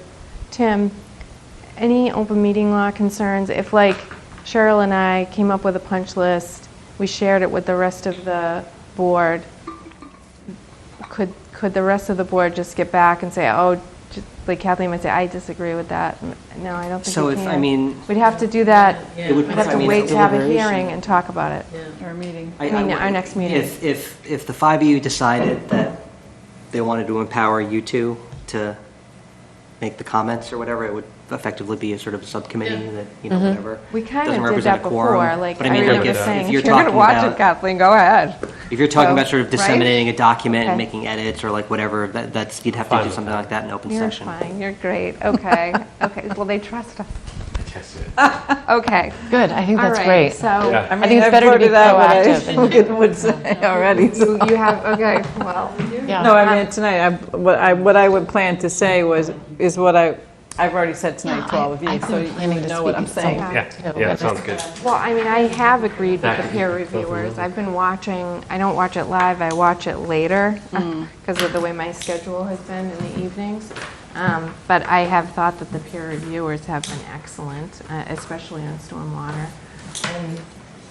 And So I will,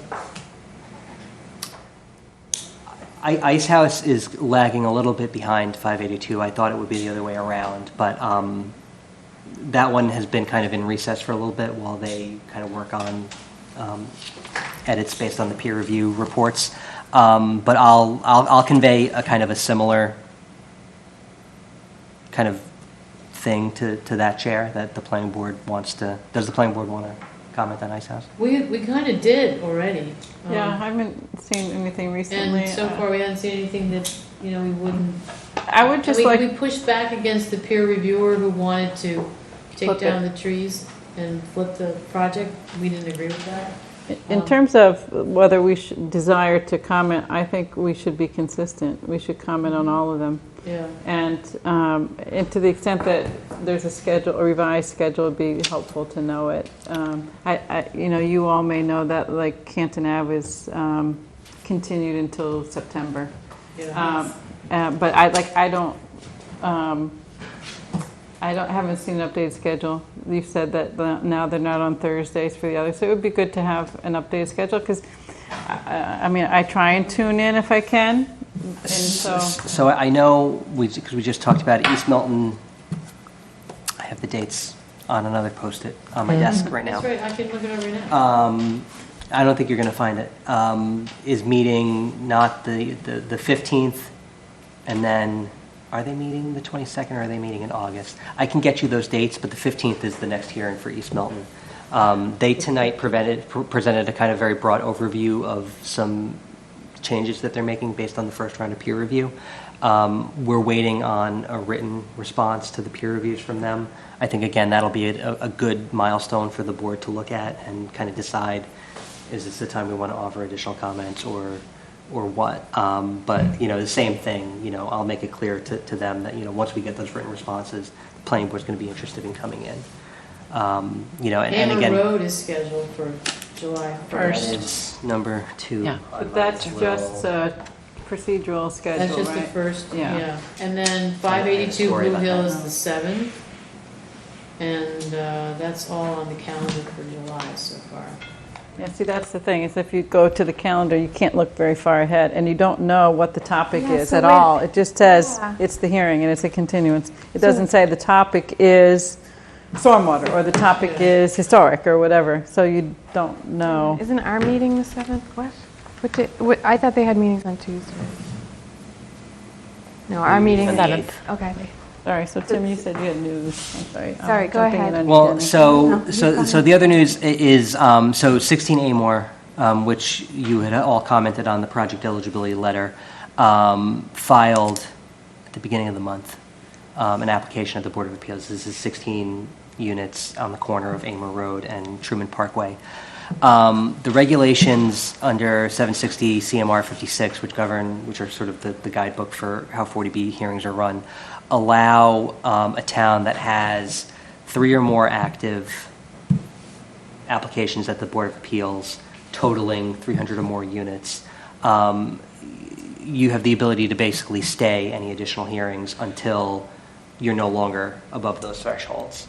So basically, we have the ability to say to 16 Amore, we're not going to open this hearing until we Get rid of have something on the calendar. we have less than 3 hearings totaling less than 3. So Ice House, for instance, if Ice House were to come off the docket, we would still be above, we would have 3 hearings going on, and that would still be above 300 units.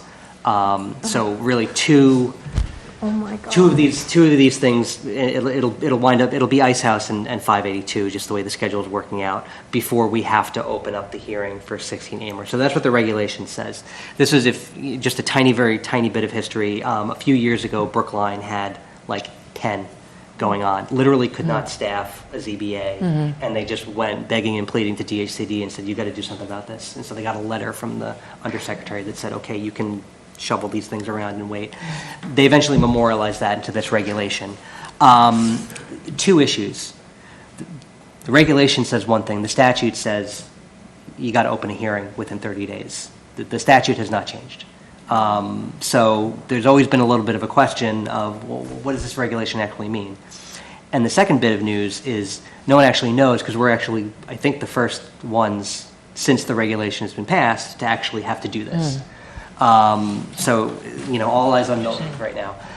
So we have had a conversation with DHCD. We've had a conversation with our special counsel for 40B issues and some other folks about what is our kind of tactical kind of method of doing this. And so basically what's happening is we're opening the hearing next week, July 1st, which is within the 30-day statutory requirement.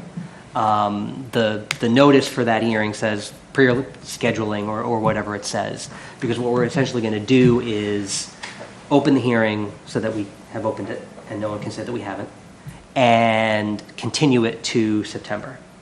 And then in September, because in all likelihood we still will have 4 applications totaling more than 300 units, we will continue that hearing till October, November, we'll have to figure it out. And basically sort of leapfrog from continuance to continuance to continuance until applications are off the docket and we've gotten below those thresholds that are in the regulation.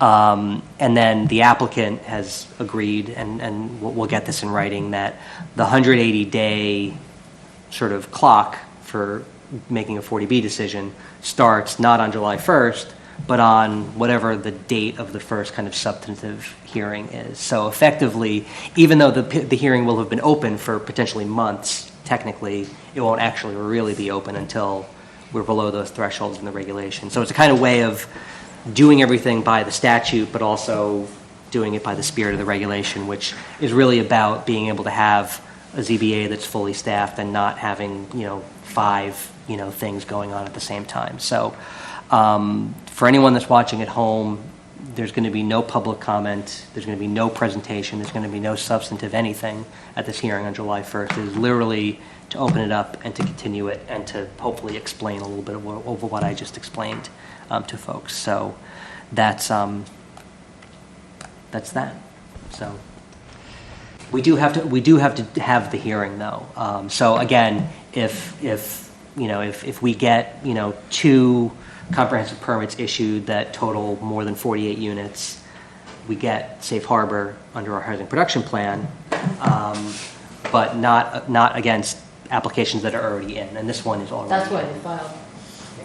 They knew they knew they wouldn't have to have the hearings, actually substantive hearings, but they knew if they didn't get their application in and one of these projects gets approved, we'd have safe harbor. That's why they filed. So that leads one to question when's Brush Hill Road getting filed then, the same applicant? The other one? I kind of thought they'd come in at the same time, but they didn't. So I have no insight into Brush Hill Road, so we'll see. Yeah. The last, I have a couple things. Tim, on that 40B, can I just, on 40B before we're done, Randolph Ave, did we submit a comment letter on the Randolph Ave 40B? I know we talked about it. I didn't draft one. I think, no, you didn't. But I think the comments that are in the select board's letter are indicative of, I think, the concerns that everyone has, and are quite frankly similar to a lot of the other letters that we've issued in the past. Okay. I think, I remember going over all of the details. Yeah. That we. I never saw one. I didn't. Yeah, wow. I guess. Well, it was all virtual too. Yeah. I guess we should be. We should be. Yeah. Unfortunately. I did a draft. But the comment letter went into, the select board's comment letter went in? Yeah. Yeah. All right, so let's just make sure that if they file or when they file, they may be behind a couple of years depending upon safe harbor, but, okay.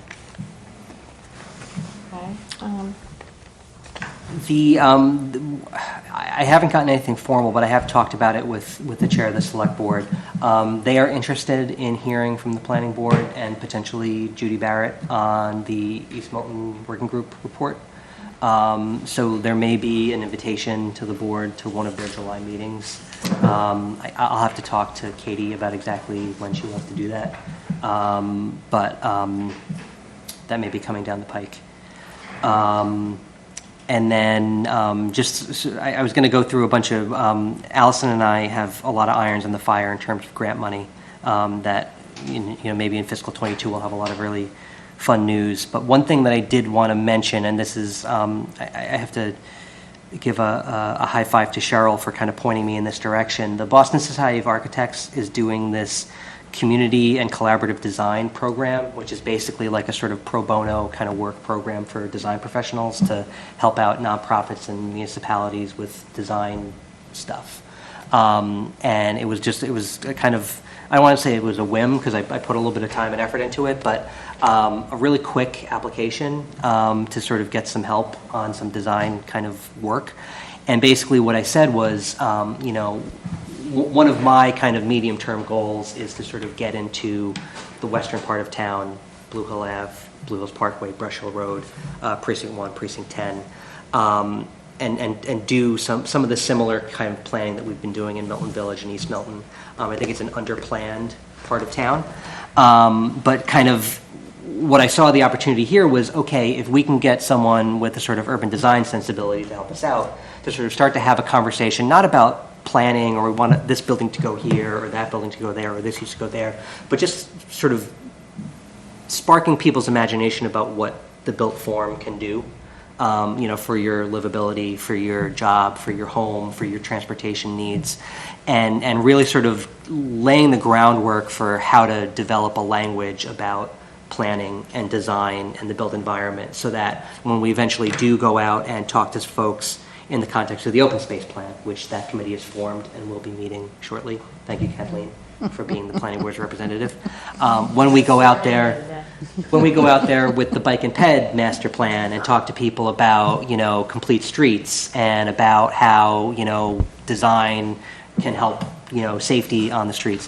When we eventually go out and do kind of full-scale neighborhood planning, which is something I intend to do in the next year or so, that there's a kind of shared understanding and a shared language about the built environment that, will really hopefully yield a fruitful kind of conversation. This is all free. I haven't scoped it out yet with whoever we're going to get matched up with, but we'll have more news on that, and just to get out and talk to people about design. So I think it'll be a really interesting and fun project, hopefully get some voices into the process that we haven't necessarily heard before. So we'll be working on that. And then I did mention that the Open Space Plan and Recreation Committee has formed. We're going to be starting to meet, and we'll brief you on that when it happens. So yeah, I'm done. Denny's putting on the gauntlet. No, I understand. I want to get out of here too. We've got a lot of interesting projects that are coming down the line that aren't like 40Bs, so it'll be fun to talk about. That's fun. Well, Thank you, Tim. That's really great. and to that point, maybe we can have an agenda item rather than just the staff update, but on initiatives. Yeah, in the committee. And committee work, because I feel like, various people serve on committees and we don't really hear what's happening on the committee so much, So It's a secret. I would, Jeff Cloak. I should tell you what Master Plan Implementation Committee's been doing, and when you should tell us what Housing Committee's been doing. And we have to make sure that, I know, I said to Denny in an email, the Master Plan group, we terms turn over in July. And so, normally the select board or somebody from their office will send, an email to me on that to say, okay, it's time for you to send your nominees, or, anyway. So I just think we could roll that into the planning initiatives, because I do think they are interesting, and I do think that people might want to know a little bit more than just that little tidbit too. Like if they live in West Milton, what's next? When will it be? How can I participate? So anyway. I've never heard the term West Milton. Well, yeah, and so that's the other, if people want to start calling it Upper Mills, I'm trying to make that happen. I like that, that's good. But I think the fact that there's no ready at hand name for that neighborhood is indicative of a lot of things, so we need to start getting that conversation going. Yeah. Upper Mills. Sounds good. Upper Mills. I like Upper it. Mills sounds good. We're not mad at you. Upper Mills. We'll ask the people. Oh, that I actually called live them there. out There you again go. once. The ones who came up with West We're done? Milton. I'll have a motion to adjourn. Second. Okay. No need to do a roll call. No. Yes. Good night, everybody. Good night, Mary. Thank you for tonight. Well, thank you all for all the good work you do. Oh, Good night.